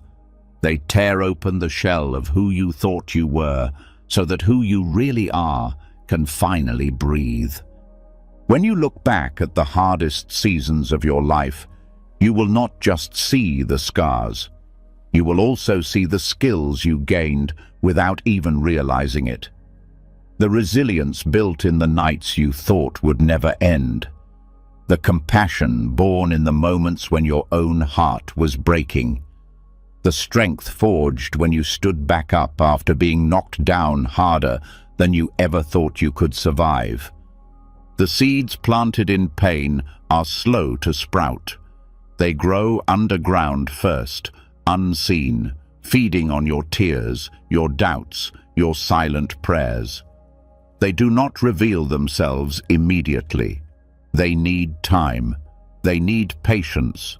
They need the kind of nurturing that only comes from living with open hands and an open heart, even when it feels safer to close everything down. Pain teaches you things comfort never could. It teaches you how to keep breathing when every part of you wants to give up. It teaches you how to find beauty in the small things when the big things fall apart. It teaches you how to walk through the world with tenderness because you know what it feels like to be shattered. Without your pain, you would not be who you are becoming. Without your losses, you would not have the depth to carry the blessings that are coming. Without your heartbreaks, you would not have the eyes to see the sacredness of what remains. Pain does not just wound you. It shapes you. It sharpens you. It humbles you. And in doing so, it prepares you for missions you cannot yet see. There are strengths inside you now that were born from nights you cried alone. There is a wisdom in your bones that was forged in the fire of your mistakes. There is a kindness in your touch that grew because you know how it feels to be unseen, unheard, unloved. These gifts were not given to you easily. They were earned, and they are yours to carry forward, not as burdens, but as medicine for a world that desperately needs what only you can offer. Sometimes your greatest contribution to the world will not come from your successes. It will come from the way you carry your wounds, from the way you stay open even after being broken, from the way you choose to love even when you have every reason to harden. The seeds of promise hidden in painful moments do not bloom overnight. Sometimes they take years. Sometimes you will not recognize them until you are standing in a place you never expected to reach, using skills you never consciously learned, touching lives you never thought you could impact. Pain plants resilience. It teaches you that you can survive what you thought would kill you. It teaches you that your worth is not dependent on your circumstances. It teaches you that even when everything else is stripped away, something eternal remains inside you, something that cannot be taken, broken, or lost. Pain plants compassion. It breaks down the walls of judgment. It opens your heart to the struggles of others. It teaches you that you are not separate from the suffering of the world, but intimately woven into it. It teaches you that kindness is not weakness, but strength beyond measure. Pain plants clarity. It strips away illusions about what matters. It cuts through the noise of ambition and ego. It brings you back to the essentials: love, truth, connection, presence. It helps you see with new eyes, not the eyes of fear or greed, but the eyes of understanding. Pain plants purpose. It awakens you to the ways you can serve. It sharpens your sense of calling. It drives you to reach out, to lift others, to heal what you can, to leave the world a little softer than you found it. The world's greatest healers, artists, teachers, and leaders are not those who lived easy lives. They are those who were broken and rebuilt, those who walked through darkness and carried back light, those who fell and rose not once but 100 times, carrying the invisible seeds of their suffering as gifts for the rest of us. Your pain is not wasted. Your struggles are not meaningless. They are shaping you into a vessel strong enough to hold more love, more wisdom, more courage than you ever thought possible. Every time you stayed kind when you could have become bitter, you planted a seed. Every time you stayed soft when it would have been easier to harden, you planted a seed. Every time you kept walking when you wanted to collapse, you planted a seed. And these seeds are growing even now, even in the dark, even in the silence. There are gifts inside you waiting to be revealed. Gifts born from the very moments you thought would destroy you. They are not signs of weakness. They are proofs of your becoming. They are the invisible promises life made to you when you agreed to walk this human path, that every tear would water something sacred, that every scar would sketch the outline of a deeper beauty, that every breaking would make more space inside you for light. One day, perhaps when you least expect it, you will find yourself standing in a place that feels strangely familiar, a place where the strengths you grew in your darkest hours fit perfectly into the needs of the moment, a place where the lessons you learned through suffering become the exact tools needed to heal, to teach, to lead, to love. And you will know that none of it was wasted, none of it was random, none of it was meaningless. You will know that the seeds hidden in your pain were never dormant. They were waiting for you to be ready, waiting for the world to need exactly the kind of wisdom only you could bring. The seeds planted in your painful moments are not isolated accidents. They are part of something far larger, something that your mind struggles to see, but that your heart has always known. Because even when life feels broken, even when everything seems random or cruel, a deeper order is moving underneath. Nothing you have lived through is wasted. Nothing you have lost has been in vain. Tonight, you will step into a truth so vast and so humbling that once you see it, you will never walk through your life the same way again. Life is not a series of disconnected accidents.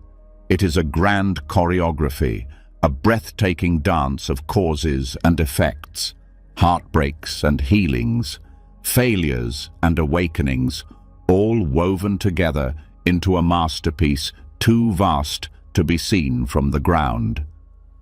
When you are close to the pain, all you see is the sharpness of the break. All you feel is the sting of what has gone wrong. But if you could rise higher, if you could lift above the immediate moment, you would start to see the hidden threads tying everything together. The betrayal that forced you to find your own strength. The loss that stripped away your illusions so that real love could find you. The failure that shattered your pride and opened the door to a calling far more authentic than the one you first chased. Every step, every misstep, every tear has been part of a greater pattern, one that your soul has been weaving with infinite care. From the ground, it looks like chaos. From above, it is perfect symmetry. Life does not make mistakes. Life does not waste sorrow. Every heartbreak fits perfectly into a larger rhythm. Every disappointment is stitched into a wider design. Every delay, every detour, every collapse is part of the architecture of your becoming. The mind rebels against this truth because the mind wants linear progress. The mind wants predictable outcomes. The mind wants control. But the soul knows better. The soul moves in spirals, in cycles, in sacred patterns that often only make sense years later, sometimes only when the whole journey can be seen at once. Think about the biggest turning points in your life, the friendships that changed you, the loves that awakened you, the endings that freed you. How many of them came from plans you carefully made? How many of them arrived through the back door of heartbreak, disappointment, loss? The most important chapters of your story were not the ones you wrote with your conscious mind. They were the ones life wrote through you, sometimes with a pen dipped in sorrow, sometimes with a brushstroke of grace so subtle you didn't even recognize it at the time. The grand choreography moves not just through your personal life, but through the lives of everyone you meet. Every soul you encounter is part of the dance. Every meeting, every parting, every silent moment of recognition fits into the unfolding. Sometimes you are the one who offers a gift without knowing it. Sometimes you are the one who receives healing from a stranger. Sometimes you are the one who teaches through your presence, your patience, your willingness to stay kind, even when you have every reason to close your heart.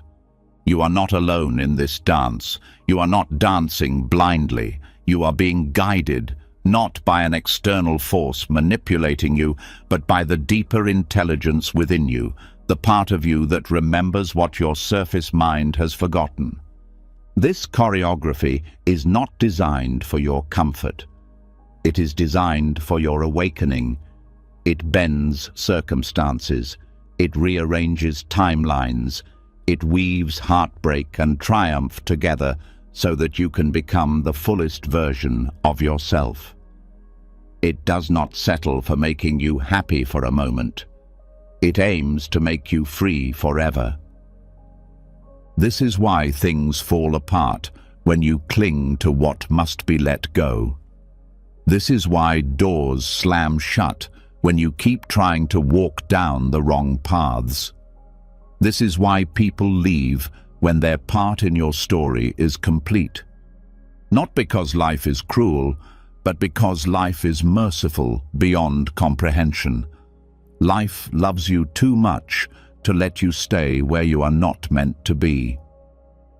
The grand choreography also explains the strange timing of events. Why opportunities come when you least expect them. Why people appear in your life at exactly the moment you need them. Why certain dreams wither so that better ones, the ones you didn't even know you carried, can take root. Timing is not random. Timing is sacred. Every delay, every rejection, every sudden change of direction is a realignment. It is life saying, not this way, not yet, not like this. It is life saying, trust me, I see the whole map, and you are only looking at one street corner. The deeper you trust this choreography, the more peace you feel even in the middle of chaos. Even when your plans collapse, you know something wiser is unfolding. Even when your heart breaks, you know something truer is rising.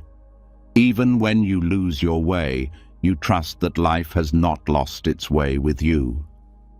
Trusting the grand choreography does not mean becoming passive. It does not mean sitting still and waiting for life to happen. It means dancing with what life offers you, responding to the music you hear, even when the melody changes unexpectedly. It means saying yes to the openings, and yes to the closings, and yes to the pauses in between. It means living with your heart open, even when you are afraid. It means forgiving, even when you have no closure. It means creating beauty, even when the world feels ugly. It means trusting that every step you take, even the stumbling ones, are part of a larger rhythm, moving you exactly where you need to go. When you surrender to this choreography, you become a co-creator with life. You stop fighting the tempo. You stop resisting the changes in music. You start moving with grace through every transition, every twist, every unexpected turn. And life responds to that trust. Life reveals new pathways. Life offers new partners for the dance. Life opens doors that were invisible before because now you are aligned with its deeper current.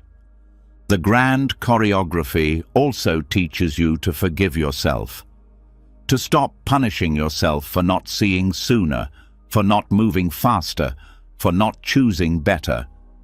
From the higher view, even your so-called mistakes were part of the dance. Even your detours taught you something essential. Even your darkest nights shaped you into someone capable of greater light. There is no wasted step, no wasted tear, no wasted dream. Everything has been used. Everything has been woven into the story that only you can live, the song that only you can sing, the love that only you can give. Tonight, as you sit with the story of your life, know this: you are not lost. You are not broken. You are not behind. You are right on time. You are exactly where you need to be for the next step of the dance to unfold. Even the heartbreak you carry tonight fits perfectly into the choreography. Even the confusion you feel tonight is part of the turning. Even the unanswered prayers are part of the larger prayer being answered in a way your mind cannot yet see. Trusting the grand choreography teaches you to see that nothing in your life has been random, but even with that trust, there is a kind of heartbreak that cuts deeper than almost anything else. The heartbreak of failure. The moments when your dreams collapse, when your plans fall apart, when everything you poured your heart into crumbles before your eyes. Those moments feel like betrayal. They feel like proof that you are lost, that you are unworthy, that you are somehow falling behind in a race you were meant to win. But what if those failures were not the end of your path? What if they were the path, only wearing a disguise your mind could not recognize? Failure hurts because it shatters the image you built of how life was supposed to be. It strips away the fantasies of control, the comforting illusions of certainty. It breaks the story you were clinging to about who you are, what you deserve, where you are going. And in that breaking, a deeper truth is waiting to be born. A truth that was buried beneath your expectations, hidden behind the smaller dreams you thought were the destination. When the path disguises itself as failure, it is not trying to destroy you. It is trying to reroute you. It is trying to move you away from dreams too small for the soul you are becoming. It is trying to break attachments to outcomes that would have limited you, trapped you, drained you. It is trying to wake you up to possibilities you could never have seen from inside the old story you were living. Think about the times when you failed hardest, the job you lost, the relationship that ended, the opportunity that slipped through your fingers. At first, it felt like death. It felt like a door slamming so hard that the whole world shook. But later, sometimes much later, you could see that door needed to close. You could see that what you were chasing would not have fulfilled you, would not have honored you, would not have led you where your deeper life was waiting. Failure does not mean you are unworthy. Failure does not mean you are off course. Failure often means life is intervening before you waste years climbing a ladder, leaning against the wrong wall. Failure often means you are being spared a deeper suffering you cannot yet see. Failure often means you are being prepared for a dream bigger than the one you were brave enough to name. The mind defines success in narrow terms: achievement, approval, recognition, security. But the soul defines success differently. For the soul, Success means growth. Success means awakening. Success means aligning with the deeper currents of life.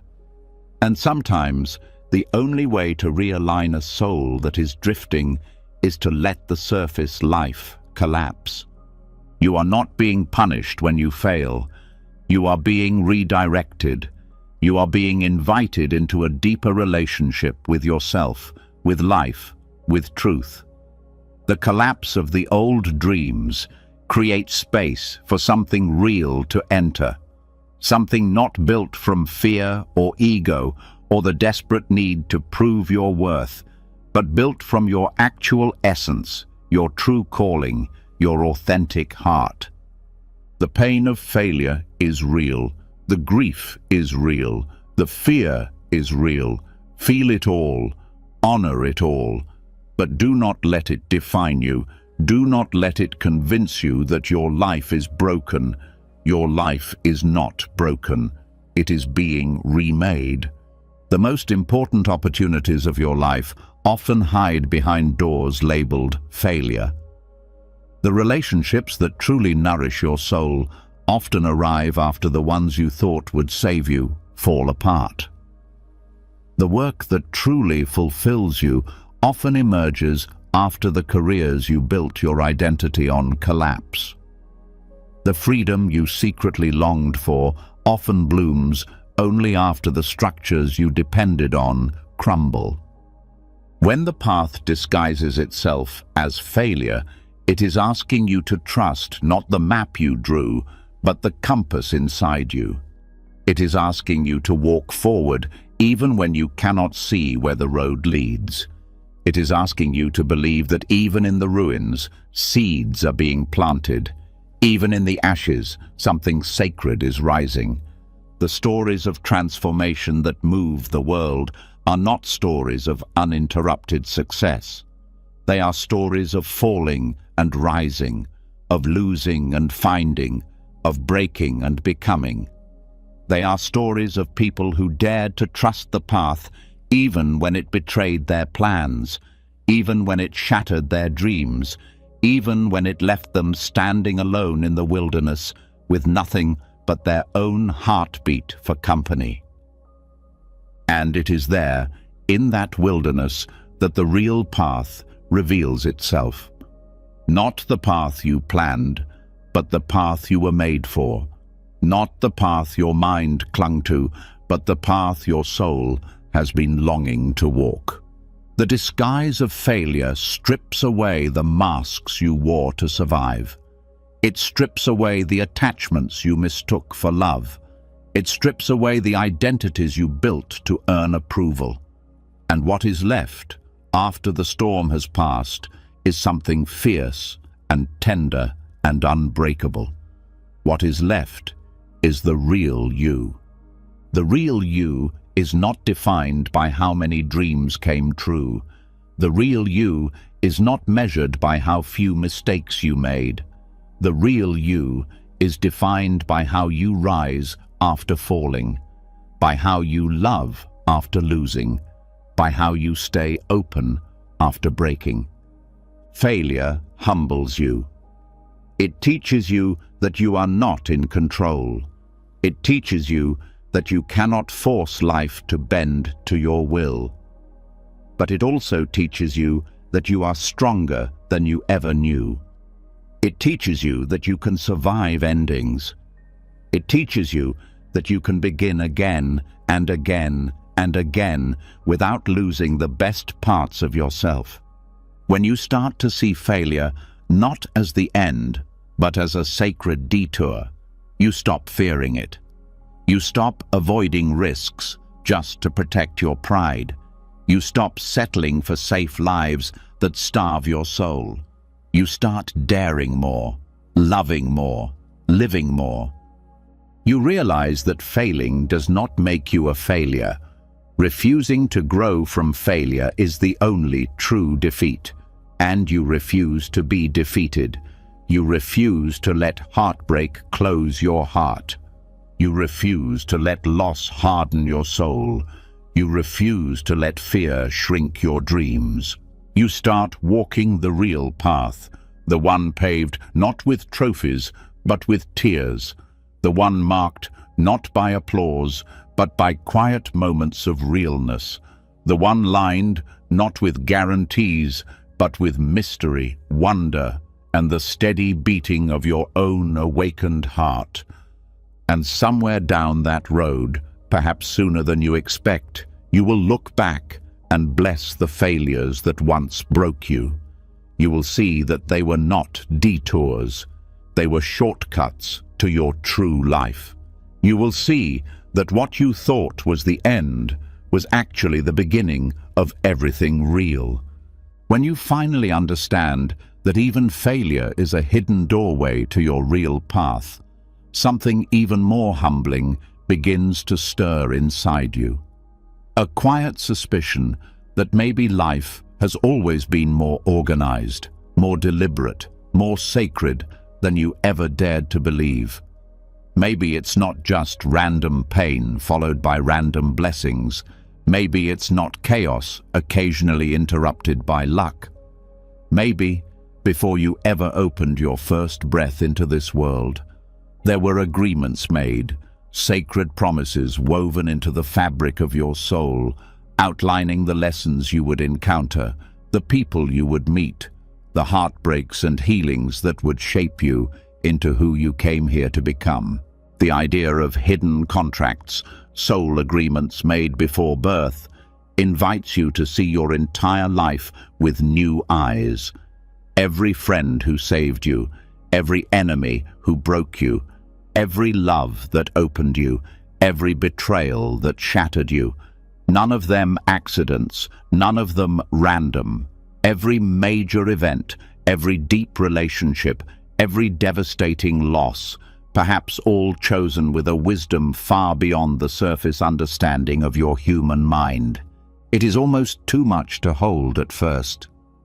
To think that the parents you struggled with, the lovers who left you, the friends who walked away, the teachers who believed in you when you didn't even believe in yourself, that all of them may have agreed in some timeless space beyond memory to meet you here, to play their roles, to trigger your awakening.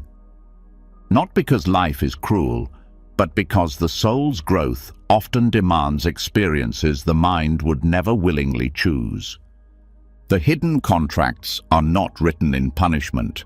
They are written in love, fierce love, love so deep it agrees to hurt when necessary. Love so strong it agrees to be the villain in your story if that's what your soul needs to break free.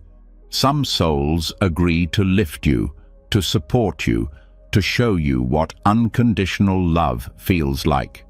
Others agree to push you, to betray you, to awaken your strength by first breaking your illusions. Both are sacred. Both are necessary. Both are acts of love from a vantage point far beyond the small games of personality and pride. This doesn't mean you are powerless. This doesn't mean you have no choice. Free will and destiny dance together, shaping each moment. The contracts set the stage, but how you respond, how you choose to love, to forgive, to grow, to heal, that is always yours. Think of it like this. The agreements determine the themes, the major players, the pivotal moments.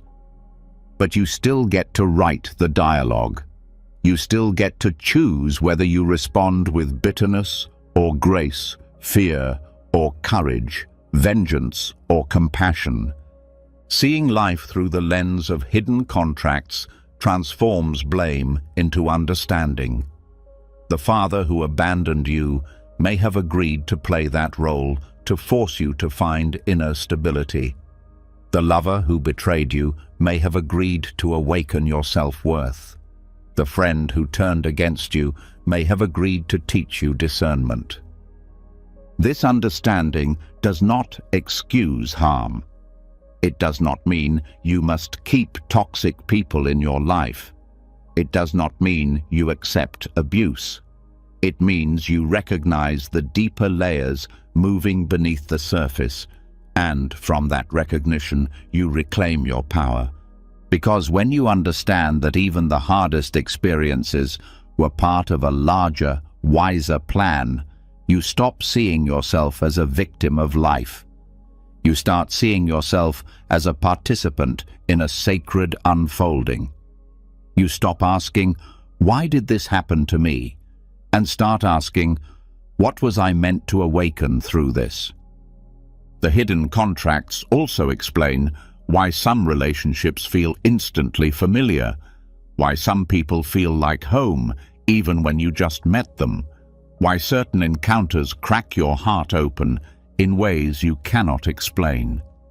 These are not first meetings, these are reunions, these are soul agreements, echoing across time and space, fulfilling promises made before either of you remembered how much it would hurt and how much it would heal.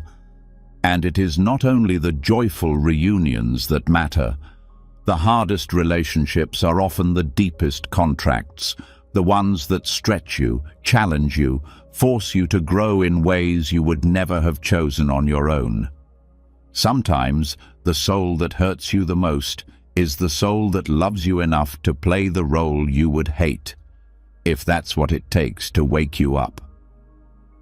You can start to see your life as a vast, intricate web of meetings and partings, beginnings and endings, each one perfectly timed, perfectly placed, perfectly calibrated for your evolution. The boss who fired you when you felt like a failure, the child who challenged you beyond your limits, the stranger whose kindness saved you on a day you were ready to give up. Every one of them, sacred threads woven into your story. When you trust in these hidden agreements, you move differently through the world. You meet new people with more curiosity and less fear. You forgive more easily. You release bitterness more quickly. You hold grief more tenderly, knowing that even the deepest losses are not final endings, but sacred transitions. You start to recognize that your soul is in conversation with the souls of everyone around you, sometimes through words, often through silence, always through presence. Every encounter, every conflict, every moment of connection is part of a larger dialogue the mind can barely comprehend. The hidden contracts also teach you to trust your instincts. Sometimes you will feel drawn to people without knowing why. Sometimes you will feel repelled without a logical reason. Trust that. Your soul remembers what your mind forgets. Your soul recognizes the echoes of old agreements, the stirrings of unfinished business, the calling to complete what was begun long ago. Not every agreement is meant to last a lifetime. Some are brief but powerful. Some come into your life to ignite a transformation and then leave when their part is done. Learning to let go without resentment, to bless what came and what left, is part of honoring the sacredness of the contracts. And what about the agreements you cannot understand yet? The losses that still feel senseless? The betrayals that still sting too deeply? Trust that understanding will come. Maybe not today, maybe not even in this lifetime, but every thread will eventually reveal its place in the larger tapestry. You are not just living this life for yourself. You are fulfilling promises made to others, weaving your piece into a story so much larger, so much richer, so much more beautiful than you can yet see. Tonight, as you sit with the relationships that have shaped you, know this: the souls who lifted you and the souls who hurt you both answered the same call, to help you remember who you are. And if you can bless even the ones who broke you, if you can hold even the painful chapters with gratitude, you will free yourself from the small story of victim and step into the larger story of conscious evolution. Understanding the hidden contracts that shape your life softens your heart toward the pain and the blessings alike.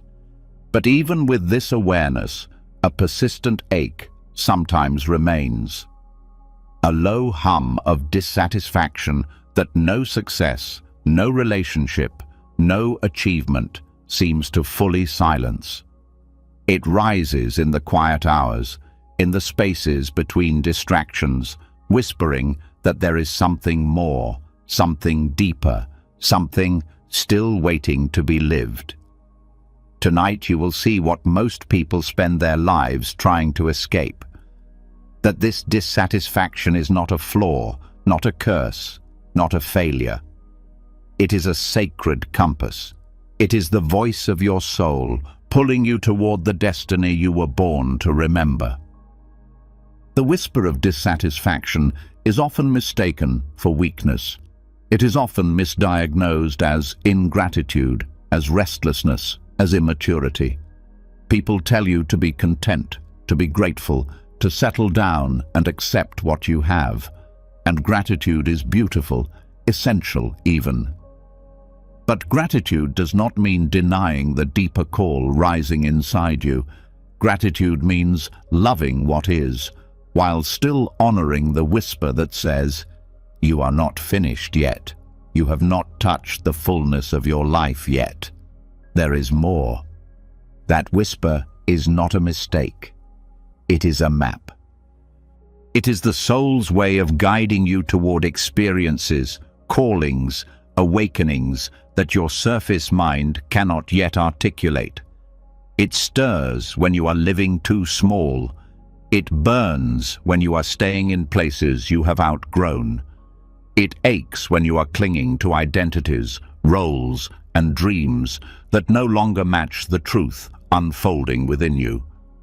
The dissatisfaction is not against you. It is for you. It is the fire that refuses to let you settle for half a life. It is the pull that keeps you searching when everything in the world tells you to stop. It is the pressure that breaks the shell around your deeper self so that the real life inside you can be born. When you ignore the whisper, it grows louder. It turns into chronic frustration, depression, a feeling of numbness or rage that you cannot explain. Your soul will not let you abandon your true path without a fight. It will haunt your comfortable cages. It will flood your quiet moments. It will leak into your dreams. It will ache inside your bones until you listen. Listening to the whisper of dissatisfaction requires courage, because it often demands that you leave the safety of what you know. It demands that you question the stories you were given about what success looks like, what love should feel like, what life is supposed to be. It demands that you walk into the unknown without guarantees. And yet, every time you honor the whisper, even in small ways, life responds. Doors you could not have seen begin to open. Strengths you forgot you had begin to stir. Allies you did not know were watching begin to appear. Life supports the soul brave enough to follow the thread of longing. The whisper of dissatisfaction is not there to torture you. It is there to keep you awake. It is there to protect you from living a life that looks good on the outside but feels hollow inside. It is there to remind you that you were not born just to survive. You were born to come alive. Sometimes the whisper pulls you toward a new vocation, a new form of creativity, a new way of serving the world. Sometimes it pulls you out of relationships that no longer honor your growth. Sometimes it pulls you into loneliness, into silence, into the wilderness of not knowing, not to punish you, but to empty you of old attachments so that a truer life can find you. The world fears dissatisfaction, because it challenges the systems built on comfort and conformity. But the soul reveres dissatisfaction because it is the birthplace of evolution. Every great act of creation, every revolution of the heart, every breakthrough of spirit began with someone refusing to silence the whisper inside them. You are not wrong to feel restless. You are not broken because you want more. You are not ungrateful because you refuse to shrink your life to fit the mold others set for you. You are alive. You are listening. You are awakening. The dissatisfaction does not mean you hate your life. It means you love yourself enough to seek a life that fits who you are becoming. It means you trust that the life you dream of is not a fantasy, but a future memory calling you forward. There will be people who do not understand your restlessness. There will be people who see your longing as weakness, as rebellion, as irresponsibility. Let them misunderstand. You are not living their life.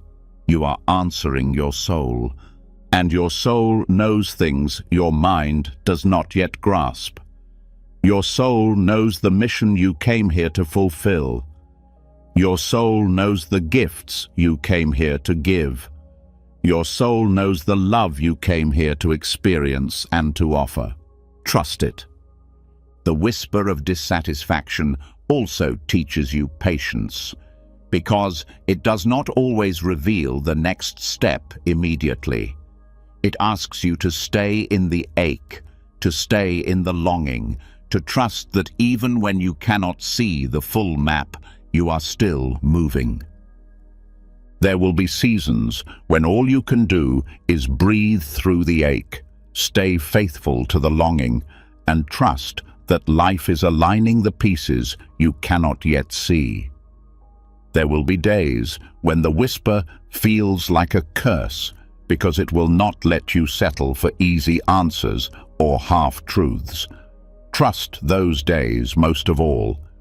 They are the labor pains of your next becoming. You do not need to have all the answers yet. You do not need to know exactly where you are going. You only need to stay faithful to the call, to honor the dissatisfaction as sacred, to treat it not as a problem to fix, but as a teacher to learn from. Ask the whisper what it wants to show you. Ask your longing what it is trying to reveal. Listen in the quiet. Listen in the pauses. Listen beneath the noise of fear and doubt. The answers are there, waiting, growing, unfolding. And when the path begins to appear, when the next step flickers into view like a distant lantern in the dark, have the courage to take it. Even if it leads you into uncertainty, even if it asks you to leave behind everything you thought you needed, even if it asks you to risk everything safe for something infinitely more real. Because the dissatisfaction will not leave you until you are living the life you were born for. Not a life that looks impressive to others, not a life that fits neatly into society's expectations, a life that feels true in your bones, a life that stretches your soul into its fullest shape, a life that fills your heart with the quiet, fierce knowing, this is why I came here. Following the whisper of longing teaches you to trust the deeper compass inside you, but even when you honor it, even when you step courageously onto the new paths it reveals, there remains a mystery even harder to accept. Some dreams are never fulfilled. Some questions never get answers. Some stories never find their perfect ending. There are doors that stay closed no matter how hard you knock. There are loves that slip away no matter how deeply you feel them. There are gifts you want to offer that the world never seems ready to receive. Tonight, you will see the tender, difficult truth that some things are meant to remain unfinished. And far from being a failure, this incompleteness is a sacred gift designed to ripen you beyond the shallow definitions of success you once believed would satisfy you. The longing that never fully resolves is not a punishment. It is a teacher. It stretches you, it softens you, it keeps you open to something larger than your personal agenda. It prevents you from shrinking your soul to fit inside the limited victories the world celebrates. It keeps you moving, seeking, growing long after smaller goals have been achieved. The human mind craves closure.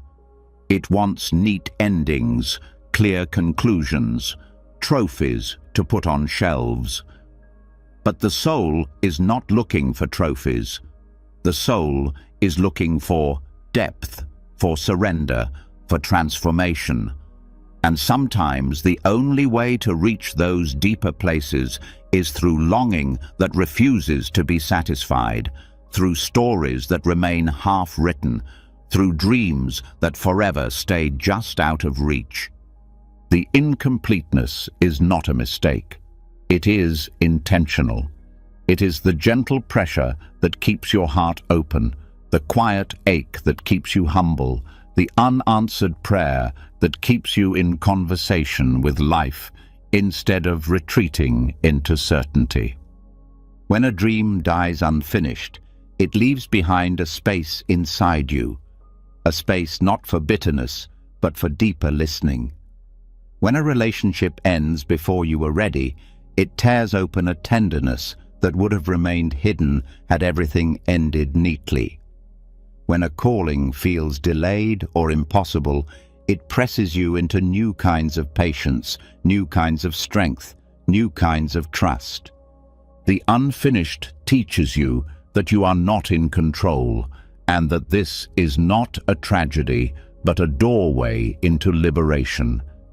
It teaches you that you are not defined by what you complete, but by how you live while waiting, while grieving, while hoping, while surrendering.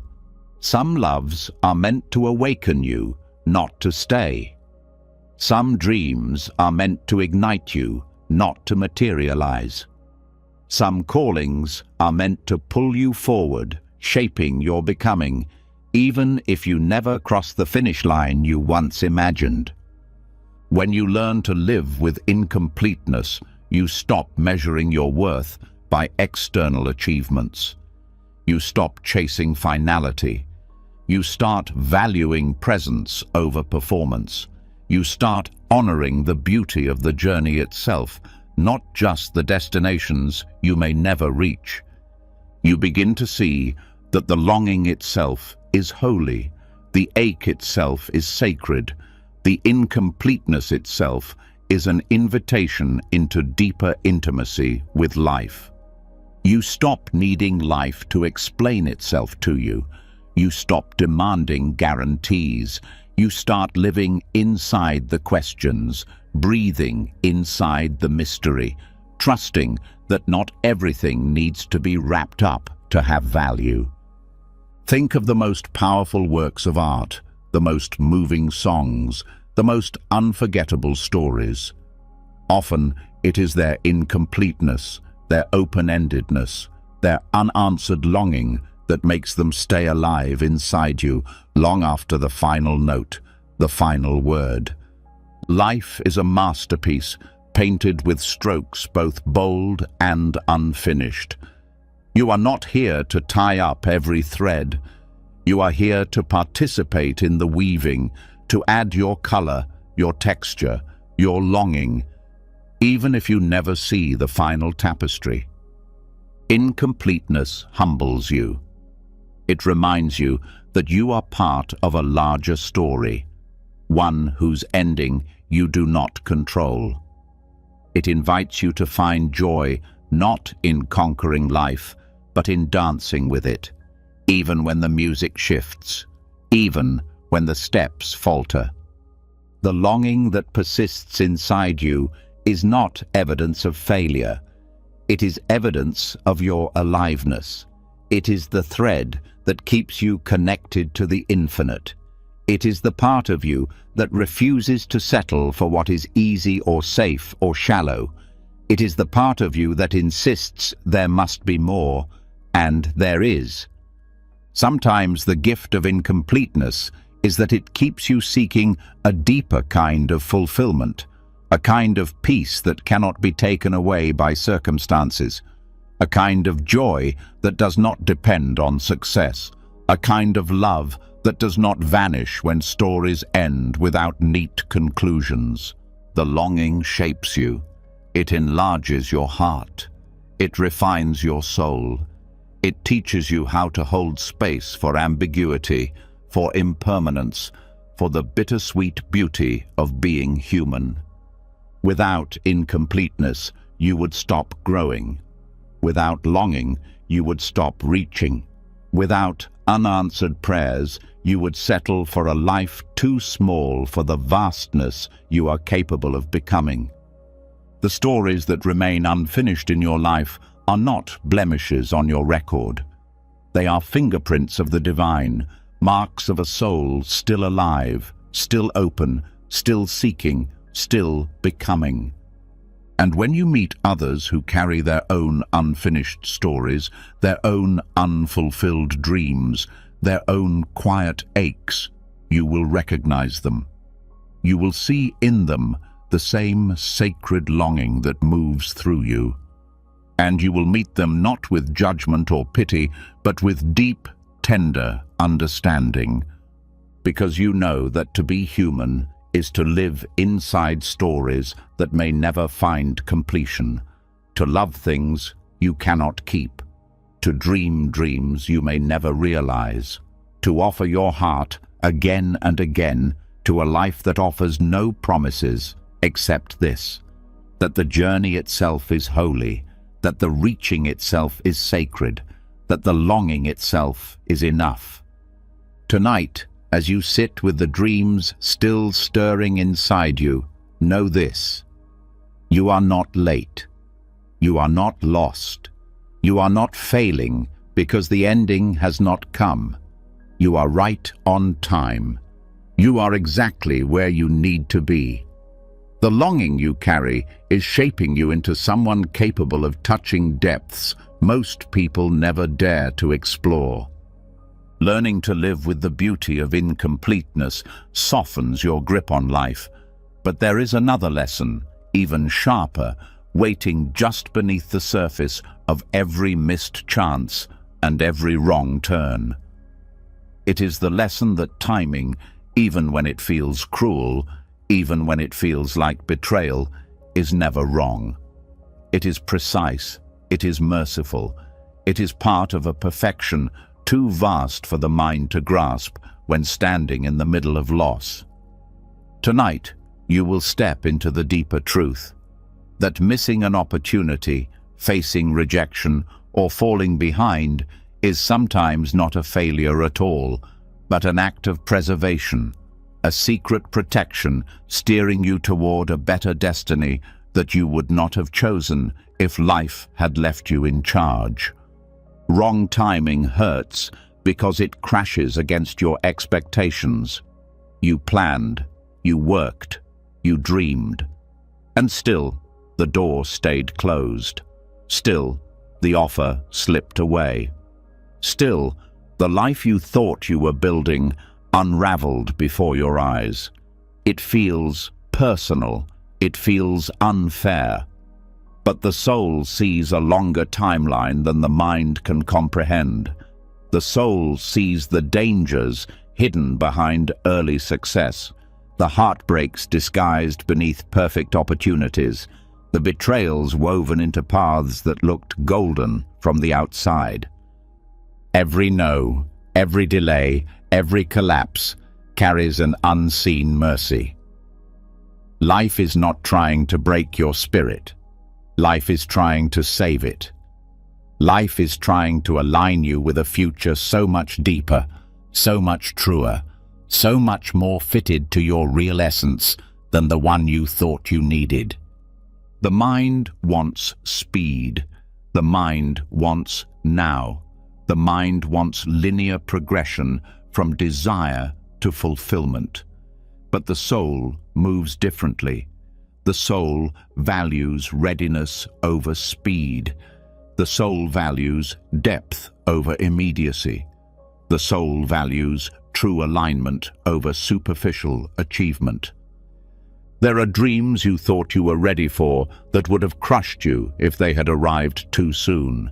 There are loves you begged for that would have drained your spirit if they had stayed. There are successes you prayed for that would have built prisons instead of freedom. There are places you wanted to reach that would have led you further from your real path had you arrived when you first tried. Wrong timing is not rejection. Wrong timing is redirection. It is the fierce kindness of life saying, "Not yet," or even better, "Not this." Something truer is coming, something more enduring, something more real. The perfection of wrong timing protects you from building your life around hollow victories. It shields you from relationships rooted in fear. It saves you from stepping into futures that would have demanded the sacrifice of your deeper self. And yet, to trust this requires the courage to let your dreams die without letting your hope die. It requires the strength to keep walking even when every plan collapses. It requires the humility to admit that you do not always know what is best for you. Trusting the perfection of wrong timing does not mean you stop dreaming. It means you hold your dreams lightly. You release the desperate grasping. You allow life to edit, to refine, to redirect you in ways you would never choose but will one day bless. Think about the times you were delayed against your will, the job you didn't get, the move that fell through, the opportunity that vanished. At first, it felt like failure, but later, sometimes much later, you saw the wisdom, you saw the danger you were spared, you saw the better door that opened because the first one stayed shut. Life is weaving patterns too intricate for your surface mind to track. Life is moving pieces into place that will one day click together with breathtaking clarity. Life is shaping you in ways that only make sense when you look back from a distance you do not have yet. When you trust the perfection of wrong timing, you stop rushing. You stop comparing your journey to others. You stop treating life like a race you are losing. You begin to understand that no one is ahead of you, no one is behind you. Everyone is simply walking their own winding path, unfolding at the pace that their soul requires. Your timing is not wrong. Your path is not broken. Your pace is not a mistake. The dreams that belong to you cannot be stolen by delays. The love that belongs to you cannot be lost by distance. The calling that belongs to you cannot be erased by detours. Everything real endures. The only thing that truly falls away when timing does not match your plans is what was never fully yours to begin with. Wrong timing teaches you trust in a way success never could. It teaches you how to keep your heart open without guarantees. It teaches you how to stay faithful to your deeper vision even when the world tells you to give up. It teaches you how to build your life on inner knowing instead of outer validation. And that trust, that faithfulness, that steadiness, those are the qualities you will need most when the right doors open, when the real dreams arrive, when the love that can actually hold you appears. Wrong timing is not a curse. It is preparation. Every delay strengthens you. Every rejection humbles you. Every fall polishes your soul, sanding away pride, sharpening resilience, deepening your capacity to love without clinging, to work without striving, to live without fear. Tonight, as you sit with the timelines you thought you missed, know this: nothing truly meant for you has been lost. Nothing that is part of your soul's real unfolding can be delayed beyond its perfect time. Nothing you need for your real fulfillment is slipping away.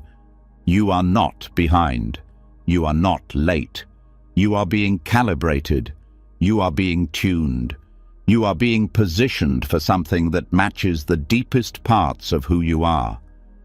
Trusting the perfection of wrong timing frees you from carrying the weight of missed opportunities, but even deeper currents shape the path you walk. Currents that began long before you took your first breath. There are struggles that rise in your life like old ghosts, feelings of heaviness you cannot explain, patterns of fear, anger, or sadness that do not seem entirely yours. Tonight, you will open a door even wider and see a humbling truth. Not everything you carry belongs to you.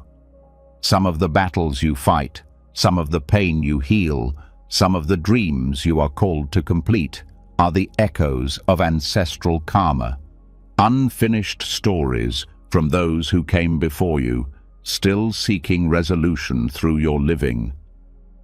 The life you are living is woven into a tapestry that stretches far beyond the small circle of your personal memories. You are the child of lineages, the heir of hopes, wounds, sacrifices, and dreams too large to be contained in a single lifetime.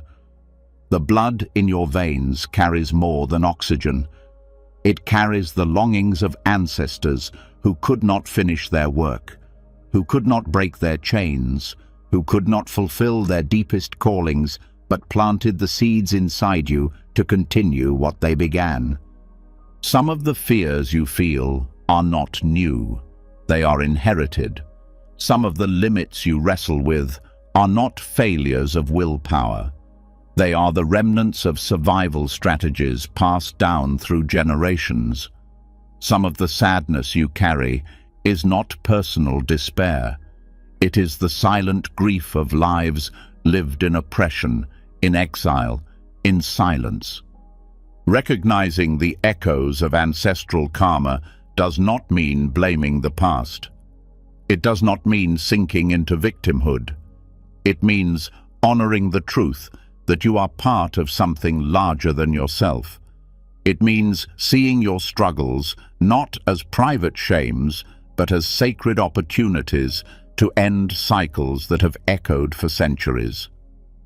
Healing ancestral karma begins by becoming conscious, by daring to name the patterns that were passed down. Patterns of scarcity, of fear, of shame, of division. By refusing to continue them unconsciously. By choosing to live differently, love differently, dream differently. You are not responsible for what your ancestors suffered. You are not to blame for what they could not heal, but you are being given the opportunity to offer something they could not. Consciousness, compassion, courage. When you heal yourself, you heal backwards and forwards at the same time. You lighten the burden not only for those who will come after you, but also for those who carried it before you without the tools or the freedom you now have. Every time you choose forgiveness over bitterness, you heal a strand of the ancestral web. Every time you choose generosity over fear, you clear a path for future generations. Every time you dare to speak your truth, to follow your calling, to love without condition, you set free the voices that were silenced before you. The echoes of ancestral karma also explain why certain struggles in your life feel outsized compared to your personal experiences. You are not just dealing with your own story. You are carrying the weight of stories unfinished, voices unheard, dreams deferred. And you are strong enough to do it. You were born into your lineage not by accident, but by soul agreement. Your particular gifts, your particular wounds, your particular dreams are uniquely fitted to the healing your family line needs most. Some of the battles you fight were never meant to break you. They were meant to break open the chains that have bound your ancestors for generations. You are the dream of those who came before.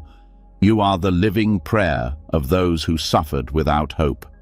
You are the flowering of seeds planted in soil, soaked with struggle, with love, with longing. Honor your ancestors by living free. Honor them by healing the wounds they could not. Honor them by daring to dream the dreams they were too wounded to dream. Healing ancestral karma is not about erasing the past. It is about redeeming it.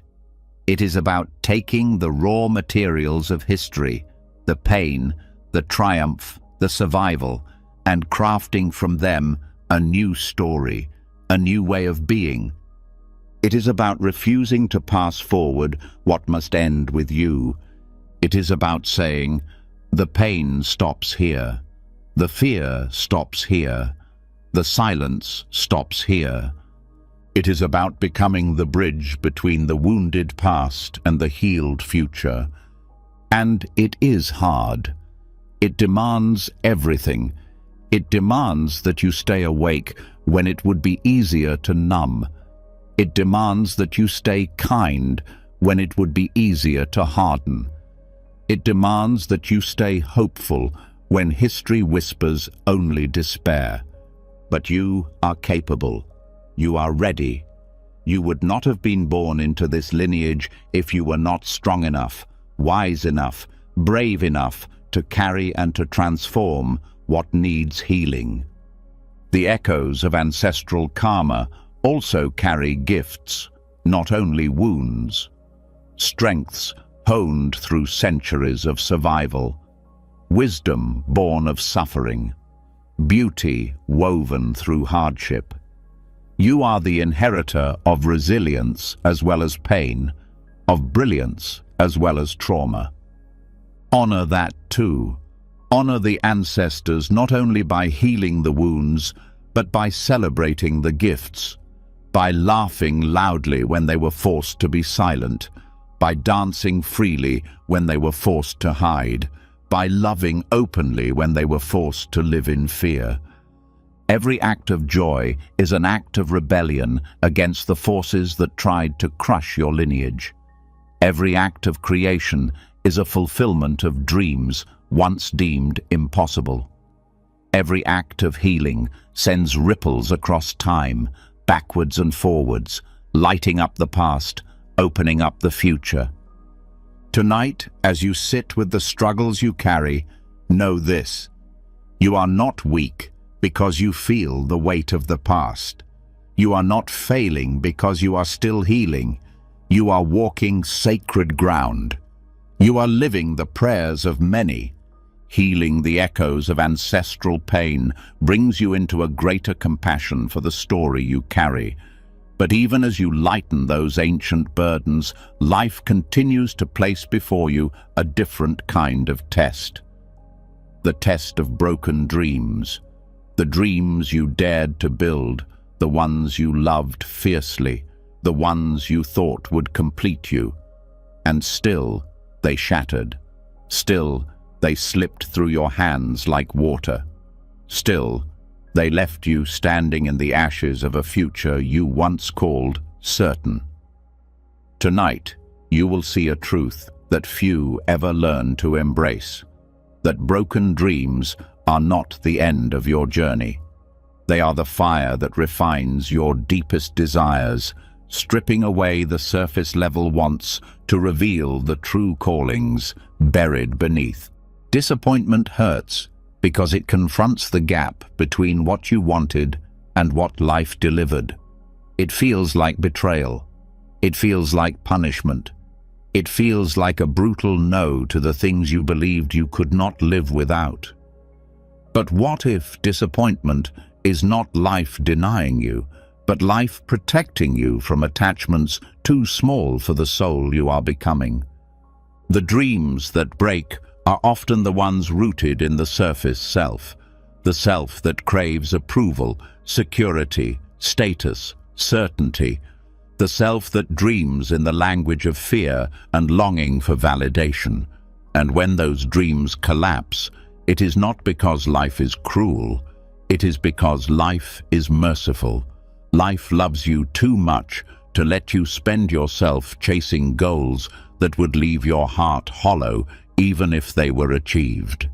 When a dream breaks, it breaks open the heart. It forces you to confront what you really want, not just what you thought you wanted. It forces you to separate your soul's true callings from the borrowed desires of culture, of ego, of fear. The alchemy of broken dreams is painful, but it is sacred. It purifies you. It burns away the illusions that kept you chasing things that could never satisfy your deeper hunger. It teaches you that your worth was never dependent on the dreams you achieved. It was always inherent, always whole. Think about the dreams that did not survive, the careers you thought would define you, the relationships you thought would complete you, the versions of success you thought would save you. When they broke, they left behind a silence, a stillness, a space raw with grief, but also ripe with truth. In that space, a different kind of desire begins to stir, a quieter desire, a truer desire. A desire not driven by fear of failure or hunger for applause, but by the longing to live authentically, to love deeply, to serve meaningfully, to create beauty from the raw materials of your real life. Broken dreams strip you down to the essentials. They teach you what you are willing to fight for, even when there are no guarantees. They teach you what you love enough to keep loving, even when it does not reward you in the ways you hoped. They teach you what matters when everything you thought mattered falls away. The dreams that survive the breaking are the ones that are part of your soul's real contract with life. They are the dreams too deep to be built on fear. They are the callings too sacred to be traded for safety. And sometimes, the breaking of a dream is the only way to uncover the deeper dream hidden beneath it. Maybe the career you lost was never the true dream. Maybe the true dream was to create, to inspire, to heal, and life needed to strip away the false structures so you could finally find the form that matches your essence. Maybe the love that ended was never the true home. Maybe the true home was inside you all along, waiting for the walls of codependence to fall. Maybe the success you chased was never your real path. Maybe the failure you feared was the portal to a life you never would have dared to claim otherwise. The alchemy of broken dreams transforms you. It humbles you. It empties you. It purifies your hunger until only the truest longings remain. It teaches you that what you truly desire is not something you can lose. It is not something you can fail at. It is not something the world can take away. It is the desire to live awake, to love without conditions, to create beauty from whatever raw materials life places in your hands. True desire does not cling. It does not bargain. It does not chase. It arises from a place deeper than fear, deeper than hope. It arises from the recognition that you are not here to conquer life. You are here to participate in it, to dance with it, to love it in all its unpredictable unfolding. When you have passed through the fire of broken dreams, you walk differently. You desire differently. You no longer seek from desperation. You no longer demand guarantees. You no longer worship outcomes. You live with open hands, open heart, open eyes. You work for the love of the work, not for the trophies. You love for the joy of loving, not for the promises. You create because it is your nature to create, not because you need applause to prove your worth. This is the freedom broken dreams offer you. The freedom to live without needing the world to validate your existence. The freedom to trust your own inner voice more than the shifting winds of external success. And sometimes, after the breaking, a new dream forms. A dream not born from fear, but from love. A dream not weighed down by the need to prove yourself, but lifted by the joy of expressing yourself. This new dream may look smaller from the outside. It may not impress the world. It may not win you fame or fortune, but it will fit your soul like a second skin. It will fill your heart with a quiet, fierce joy. It will make sense of the losses that once seemed senseless. You will bless the dreams that broke. You will bless the grief that hollowed you out. You will bless the empty spaces where your old plans used to live, because those spaces were never empty. They were being cleared for something real. Tonight, as you sit with the dreams that broke and the ones still stirring inside you, know this: you are not less because you lost what you loved. You are more tender, more real, more awake. The brokenness you carry is not a flaw. It is the doorway to the deepest wholeness you will ever know. When you see the silent wisdom behind broken dreams, a deeper peace starts to grow inside you, but life is not finished with its refining fires. There is another challenge waiting that feels just as sharp, just as painful, and just as misunderstood. It is the loneliness of being unseen, the ache of being misread, judged, dismissed. Tonight, you will learn one of the rarest, most important lessons: that not being fully understood by others is not a failure. It is a hidden training. It is a sacred purification designed to set you free from the endless hunger for external validation and anchor you into the unshakable knowing of your own soul. Being misunderstood cuts deeper than many physical pains. It feels like rejection at the core of who you are. It stirs up ancient fears of abandonment, of exile, of being cast out from the tribe.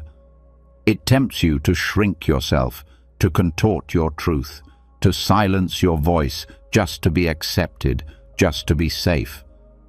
But if you can sit inside the fire of being misunderstood without betraying yourself, you will find a kind of freedom no external approval could ever offer. You are not here to be understood by everyone. You are not here to be accepted by every circle. You are not here to win the approval of those who cannot see your heart. You are here to live your truth. You are here to walk your path. You are here to be faithful to the call inside you, even when it isolates you, even when it costs you relationships, even when it makes you feel like a stranger among those you once called home. The soul's path is often lonely, not because you are wrong, but because the deeper you go into truth, the fewer people can meet you there. This loneliness is not a punishment. It is a purification. It burns away the need to be seen to know that you are real. It burns away the need to be praised to know that you are worthy. It burns away the need to be understood to continue standing in your truth with courage and grace. When you are no longer ruled by the need to be understood, you become free to live authentically. Free to speak the truth that needs to be spoken, even when it makes others uncomfortable. Free to create the work that needs to be created, even when it is misunderstood. Free to love the way you are called to love, even when it does not fit the templates others expect. You stop living for applause. You stop measuring your worth by how well others mirror back your intentions. You start living in alignment with something deeper, something sacred, something unshakable. And paradoxically, when you stop needing to be understood, you often find yourself attracting relationships rooted in real recognition, not surface validation. People who see you not because you perform for them, but because they recognize the same truth stirring inside themselves. Being misunderstood also teaches compassion. You realize how often you yourself have misjudged others, how often you have seen only the surface of someone's life and made assumptions that missed the truth entirely. You become slower to judge, slower to label, slower to condemn. You develop the humility to admit that you do not always know another's full story. And in that humility, you make space for deeper connection. You also stop taking others' judgments so personally. You realize that when someone misunderstands you, it often says more about the filters through which they see the world than about who you actually are. Their fears, their wounds, their limitations are often the lens through which they view you. And when you understand this, you stop feeling the need to defend yourself against every misunderstanding. You conserve your energy, you protect your peace, you keep walking your path. Being misunderstood invites you to anchor your identity not in how others see you, but in how you know yourself to be. It invites you to root your worth not in public opinion, but in private alignment. It invites you to belong first and foremost to yourself, to your own integrity, to your own soul. This kind of belonging cannot be taken from you. It cannot be threatened by rejection. It cannot be diminished by slander. It cannot be undone by loneliness. It is a belonging that carries you through the seasons when no one else seems to understand what you are trying to birth, what you are trying to heal, what you are trying to become. It is a belonging that holds you steady when the world misunderstands your silence as indifference, your kindness as weakness, your dreams as foolishness. It is a belonging that allows you to stay kind even when you are judged, to stay open even when you are dismissed, to stay true even when you are alone. And from this place of unshakable belonging to yourself, you become a beacon for others who are still lost in the storms of needing to be seen, needing to be validated, needing to be approved. You become a shelter for those still afraid to stand in their own light without applause. You become a reminder that it is possible to live deeply, to love fiercely, to create boldly, even without being fully understood. The purpose of being misunderstood is not to punish you. It is to strengthen you. It is to strip away everything false. It is to teach you that real peace does not come from being seen perfectly by others. It comes from seeing yourself clearly and loving yourself fully. And when you meet others who are also misunderstood, the dreamers, the rebels, the healers, the misfits, you recognize them. You know their loneliness. You honor their courage. You walk beside them without needing them to be different, without needing them to fit neatly into your expectations. You become someone who offers others the gift you once ached for, the gift of being seen without being demanded to shrink, to explain, to perform. Tonight, as you sit with the times you were misunderstood, know this: you were not wrong to stay true to yourself. You were not wrong to choose your own soul over external approval. You were not wrong to walk away from circles that could not see you. You are not here to fit in. You are here to awaken. You are here to remember. You are here to embody a truth that does not depend on being understood. Learning to live without needing to be understood anchors you in a freedom few ever taste. But there is another layer of reality that even deeper trust demands. It is the ability to look at everything that seems random, the accidents, the coincidences, the sudden interruptions, and recognize that nothing is as random as it appears. Tonight, you will see a truth hidden in plain sight, that there are no accidents. What looks like chance is often life speaking in a language so subtle, so intricate, so precise, that only the open heart can hear it. Every detour, every missed connection, every unexpected twist carries folded lessons, secret protections, hidden catalysts, placed exactly where they needed to be. Randomness is a story the mind tells to make sense of what it cannot predict or control, but the soul knows better. The soul recognizes patterns where the mind sees chaos. The soul feels the invisible currents guiding you, redirecting you, preparing you for moments you would never have chosen, but that shape you into someone you could never have become otherwise. The illusion of accidents is comforting when things go wrong. It lets the mind say, "This was just bad luck." It avoids the deeper confrontation with meaning. But if you are willing to stay awake, if you are willing to stay open, you will begin to see that every so-called accident carried within it a key that unlocks a deeper part of your journey, a key that would have remained hidden if everything had gone according to your plans. The missed bus that changed the course of your day and introduced you to someone who shifted your thinking forever. The job you didn't get that freed you to say yes to an opportunity that reshaped your destiny. The illness that forced you to slow down and confront the parts of yourself you had abandoned. The heartbreak that cracked you open so deeply that new kinds of love, new kinds of strength, new kinds of wisdom could pour in. These were not random.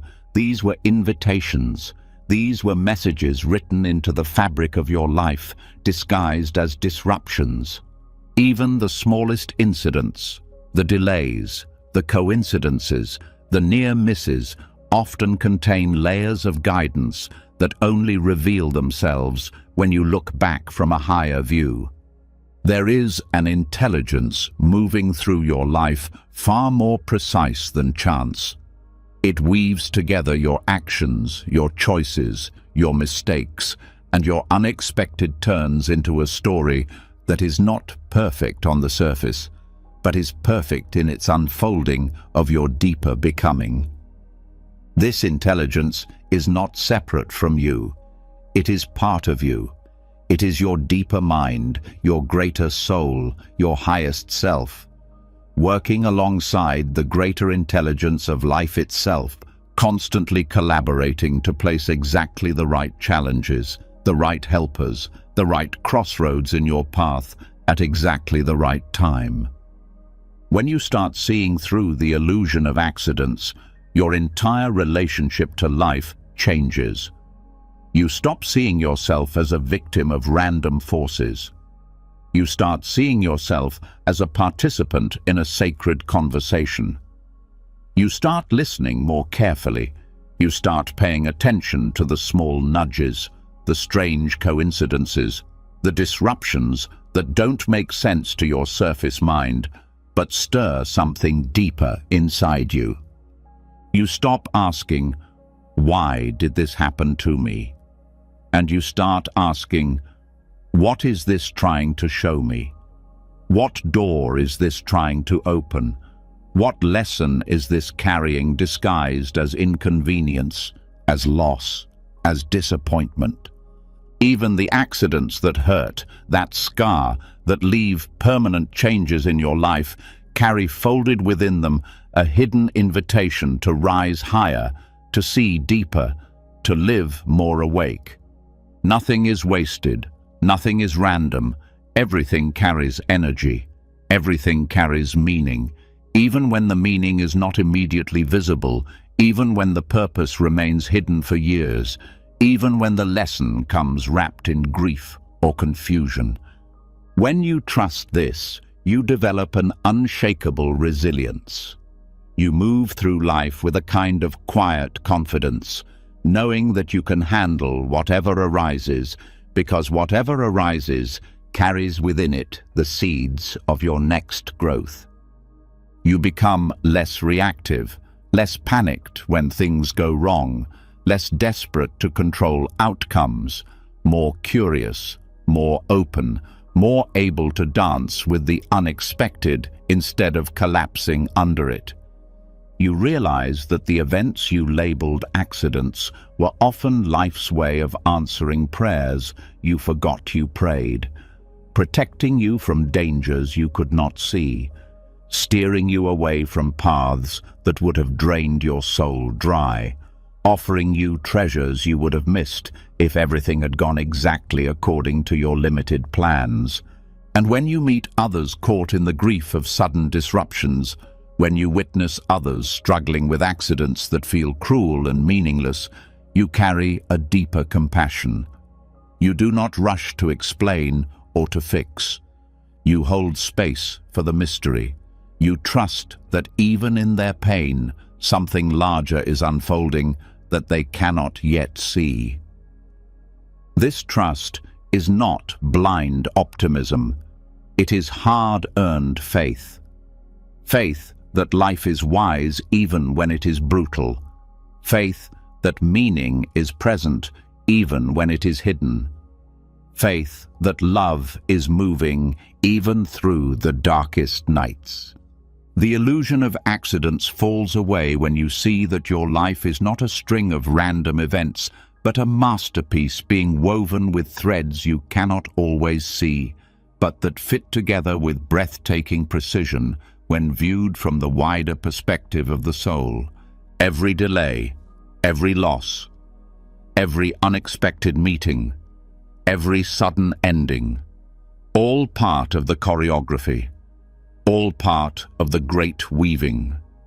Tonight, as you sit with the moments in your life that seemed random, chaotic, unfair, know this: they were not accidents. They were part of the conversation between your soul and life itself. They were part of the shaping of who you are. They were part of the preparation for the deeper work your soul came here to do. Once you begin to see that accidents are not random, that life is speaking even through chaos, a deeper wisdom starts to emerge from within you, a realization that takes even greater trust to accept. Sometimes doors do not close to punish you. Sometimes they close to protect you from betraying yourself. Tonight, you will step into one of the most important recognitions of your journey, that when life removes opportunities, ends relationships, shuts down paths you were ready to walk, it is often saving you from a form of self-betrayal you could not yet see. There are paths that look beautiful from the outside, but would have required you to sacrifice your deepest values to walk them. There are relationships that spark passion, but would have demanded that you silence parts of your soul to maintain them. There are opportunities that seem like dreams come true, but would have required you to become a version of yourself that was smaller, hollower, less true. Sometimes you were willing to compromise more than you realized. Sometimes you were ready to trade authenticity for security. Sometimes you were prepared to give up your voice, your boundaries, your dreams, just to belong. just to succeed, just to be loved. And life, in its fierce mercy, said no. Life closed the door, not because you were unworthy, but because you were too precious to lose. Life ended the relationship not because you were unlovable, but because your soul deserved a love that would honor, not diminish, who you are becoming. Life blocked the opportunity not because you were incapable, but because the success you were chasing would have cost you parts of yourself that you cannot afford to lose. These closed doors hurt. They confuse the mind. They shatter expectations. They trigger old wounds of rejection and failure. But beneath the hurt, there is a deeper wisdom at work. A wisdom that sees not just what you want in the moment, but what your soul needs to fulfill its true purpose. Self-betrayal is subtle. It often masquerades as ambition, as compromise, as practicality. It whispers that a little silence here, a little shrinking there, a little abandoning of yourself is a small price to pay for belonging, for security, for success. But every small betrayal adds up. Every unspoken truth, every swallowed dream, every ignored boundary pulls you further from your own center until one day you wake up and do not recognize the life you built. Closing the wrong doors protects you from that waking nightmare.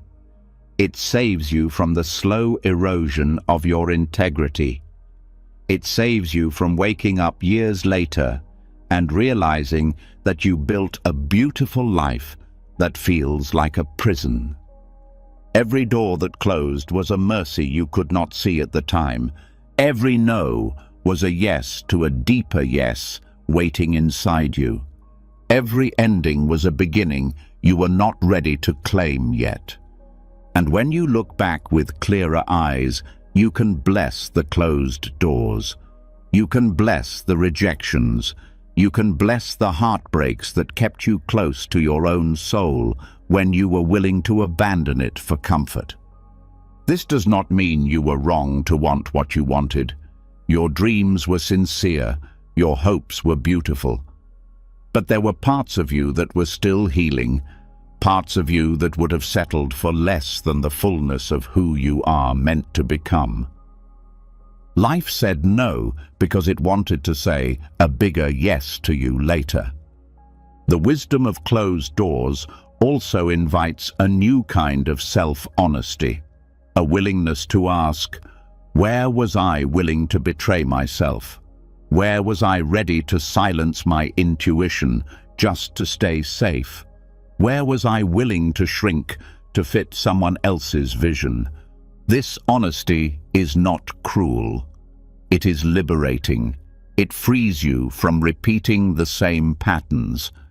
It helps you recognize the difference between real alignment and desperate compromise.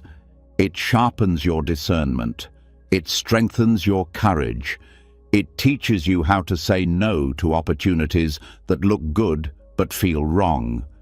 It teaches you how to walk away from relationships that trigger old wounds but cannot hold your healing. It teaches you to trust your gut over your fear, your knowing over your longing, your soul over your survival strategies, and it teaches you patience, because the doors that open from true alignment often take longer to appear. They do not come when you are desperate. They come when you are ready to stay true to yourself, even if it costs you short-term comfort. The right doors do not demand your self-betrayal. The right doors do not require you to sacrifice your joy, your truth, your dignity. The right doors will not make you choose between success and integrity, between love and freedom, between belonging and authenticity. The right doors will ask you to stretch, to grow, to rise, but never to shrink, to lie, to abandon yourself. And when you walk through those doors, you will know You will feel it in your bones. You will feel the click of soul meeting destiny. You will feel the deep exhale of a life aligned at last. Until then, bless the doors that closed. Bless the dreams that died. Bless the relationships that ended. Bless the no's that saved you from selling pieces of yourself you cannot replace. Tonight, as you sit with the disappointments you once mistook for failures, know this: you were never being rejected by life. You were being redirected back home to yourself. You were being saved from becoming a version of yourself that would have survived but not thrived. You were being protected for the life you were actually born to live. Understanding that closed doors are often deep acts of protection softens the old anger you once carried against life. But there is an even more radical step waiting, one that few are brave enough to take fully. It is the step of trust. Not conditional trust, not convenient trust, but the kind of raw, radical faith that holds steady even when every visible sign tells you to give up. Tonight, you will uncover the truth that when you choose to trust deeply, not blindly, but wisely, you start to unlock hidden doors that would have stayed sealed behind fear, and you start to attract unseen support that rushes toward you the moment you stop fighting life and start dancing with it. Trust is not weakness. Trust is the most powerful force you can unleash when everything falls apart. It is not the passive surrender of the defeated. It is the fierce decision to believe in the unseen goodness of life, even when the ground shakes under your feet. Radical trust does not mean pretending everything is fine. It does not mean suppressing your fear or ignoring your grief. It means carrying your fear and your grief and still choosing to step forward with an open heart. It means crying when you need to cry and still refusing to close the door of your soul to the possibility of a miracle. Radical trust changes the way your energy moves through the world. It shifts you from resistance to alignment. It shifts you from desperation to magnetism. It shifts you from fear-based striving to soul-based allowing. When you trust life, life trusts you back. When you trust that even your setbacks are sacred, you stop wasting energy fighting them. You start learning from them. You start partnering with life instead of battling against it. This energetic shift opens doors you could not have pried open with force. It invites help from directions you could never have calculated. It calls forth allies, insights, opportunities that seem to appear out of nowhere, but they were not random. They were always waiting for you beyond the gate of surrender. Radical trust is not about certainty. It is about willingness. The willingness to keep showing up with love even when you feel abandoned. The willingness to keep offering your gifts even when no one is clapping. The willingness to keep moving forward even when the map dissolves in your hands. It is easy to trust when everything is going well. The real liberation comes when you learn to trust when nothing makes sense, when the job falls through, when the relationship ends, when the diagnosis comes, when the dream shatters. In those moments, trust becomes a lifeline to the deeper current of life that is still moving under the surface chaos. The current that has never abandoned you. The current that has been carrying you even when you thought you were sinking. Radical trust also teaches you to listen differently. You stop demanding answers on your schedule. You start becoming sensitive to the subtle whispers of guidance that life is always offering. A sudden idea, a recurring dream, a a stranger's unexpected kindness, a book falling open to the exact page you needed to read. When you trust, you listen more deeply, and when you listen more deeply, you move more gracefully. You stop forcing, you stop pushing, you start dancing with the invisible rhythms that have been waiting for you to notice them. Radical trust also changes your relationship with time. You stop believing that delays mean denial. You start recognizing that divine timing is always in operation, arranging things behind the scenes that you cannot yet see. You stop measuring success by how fast things happen and start measuring it by how true you remain to your inner compass. You realize that sometimes the most powerful thing you can do is to hold steady, to keep your heart open one more day, to keep breathing one more night, to keep believing one more time, because breakthroughs often happen right after the moment you were about to give up. Not because life was testing you in cruelty, but because certain alignments take time. Certain ripenings cannot be rushed. Certain healings need space. Radical trust keeps you soft in a hard world. It keeps you open when it would be easier to close. It keeps you receptive to unexpected miracles, even in the middle of disappointment. And the miracles do come. Often quietly at first, often disguised as ordinary moments. A conversation that opens a new door, a chance meeting that shifts your path, a sudden burst of clarity when you were lost in fog. Miracles are not interruptions of life's natural order. They are the natural order showing through when your resistance drops and your openness rises. When you live with radical trust, you become a living invitation for grace to enter your life.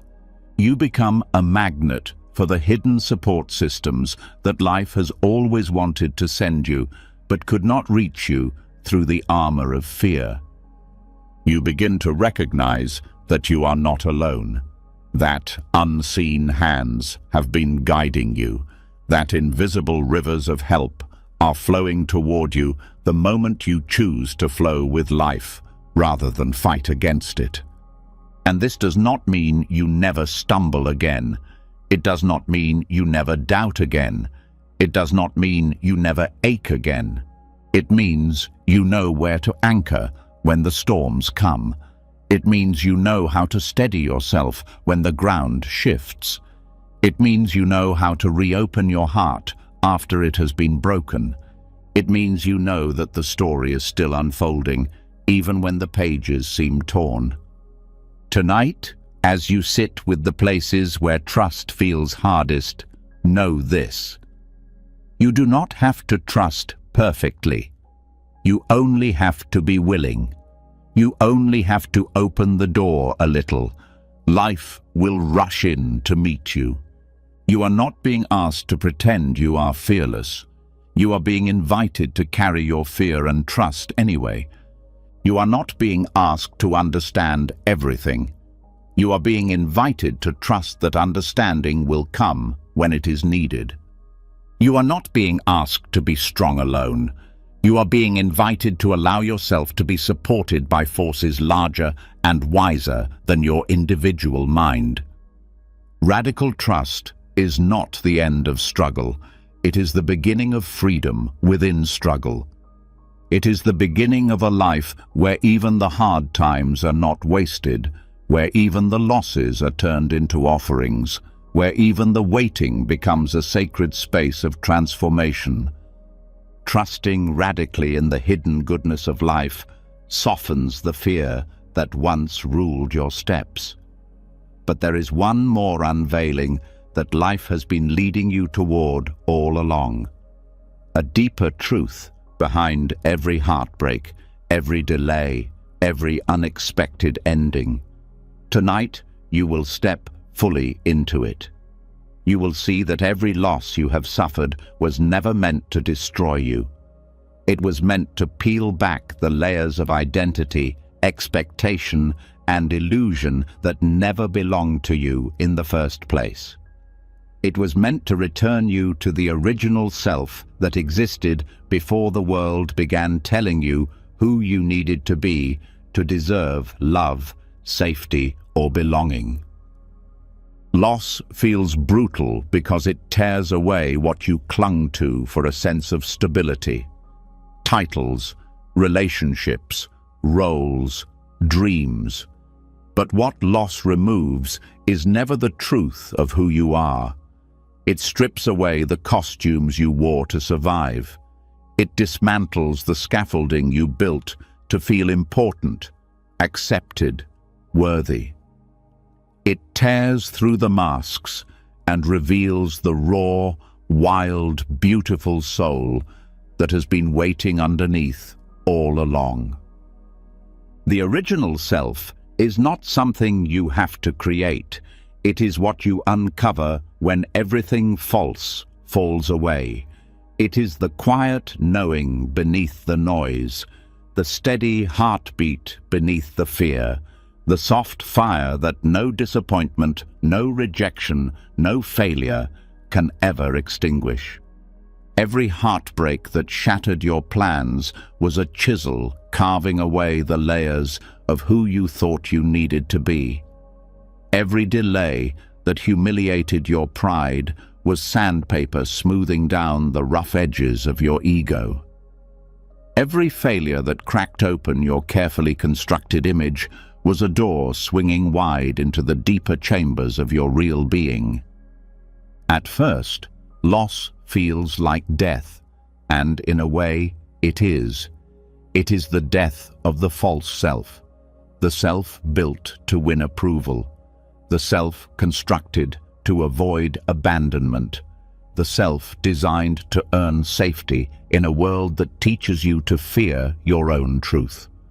But on the other side of that, death is the resurrection of something unbreakable, something that does not rise needing to prove itself, something that does not bend to the shifting winds of public opinion, something that does not sell itself for crumbs of validation. The original self knows its own worth without external confirmation. It knows its own belonging without needing permission. It knows its own purpose without needing a map. And you can feel it, even now, beneath the grief, beneath the confusion, beneath the fatigue of trying so hard to be enough.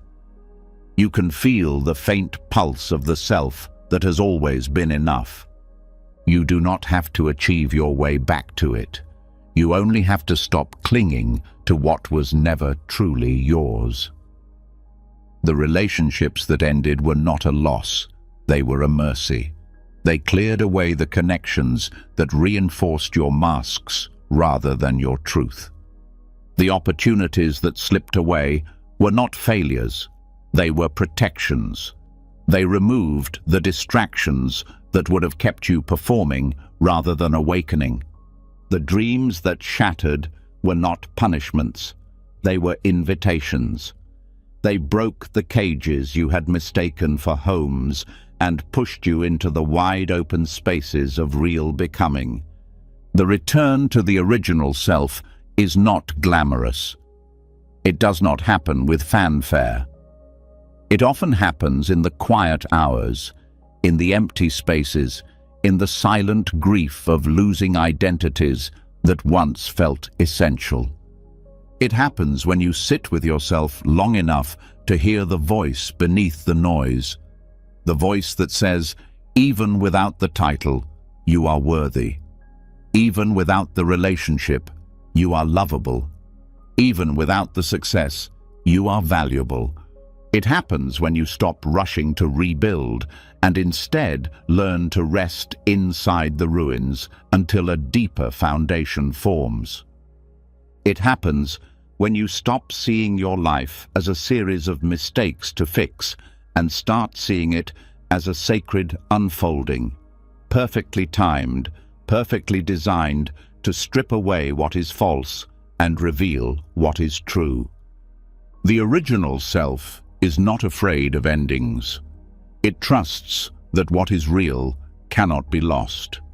It trusts that what is true will always find its way back. It trusts that every death is a doorway, and every doorway leads deeper into the heart of life. When you live from the original self, you do not need to chase love. You become love. You do not need to chase purpose. You become purpose. You do not need to chase belonging. You become a home in yourself. And this does not mean you stop grieving. It does not mean you stop aching for the dreams that died. It means you learn to hold your grief without losing yourself inside it. It means you learn to honor the ache without confusing it for failure. You learn to see loss not as something wrong with your life, but as something deeply right. A signal that you are being initiated into deeper truth, deeper love, deeper freedom. The return to the original self is the ultimate liberation. It frees you from the exhausting performance of trying to be worthy. It frees you from the endless striving for an approval that never satisfies. It frees you from the small cages of identity you once mistook for your home. You are not here to fit into anyone's idea of success. You are not here to live a life that looks good from the outside, but feels empty inside. You are not here to become what the world rewards. You are here to remember who you already are beneath all the forgetting.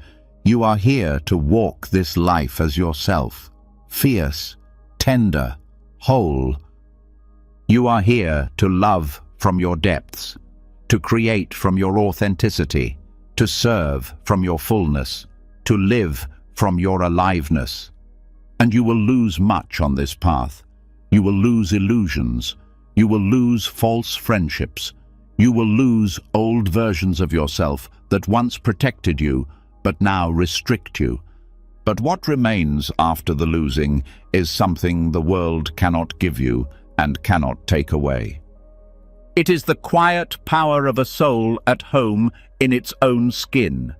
It is the deep joy of a life lived in truth. It is the fierce peace of knowing you are exactly who you were always meant to be. Tonight, as you sit with the ashes of what you have lost, know this: you are not broken. You are being reborn. You are not less. You are becoming more real. You are not lost. You are finding your way home. Every heartbreak stripped away what was false. Every delay burned off what was not yours. Every failure cut away the masks you outgrew. You are standing now at the threshold of your true life. Raw, tender, whole. Welcome back, welcome home. You have not failed. You have awakened. And the best, the truest, the most luminous parts of your journey are still ahead. Thank you for walking this path. Thank you for staying when it would have been easier to run.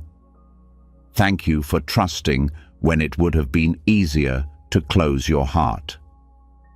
The world needs your original self. The world needs the truth you are becoming. The world needs the light you are now ready to shine. This is not the end. This is the real beginning.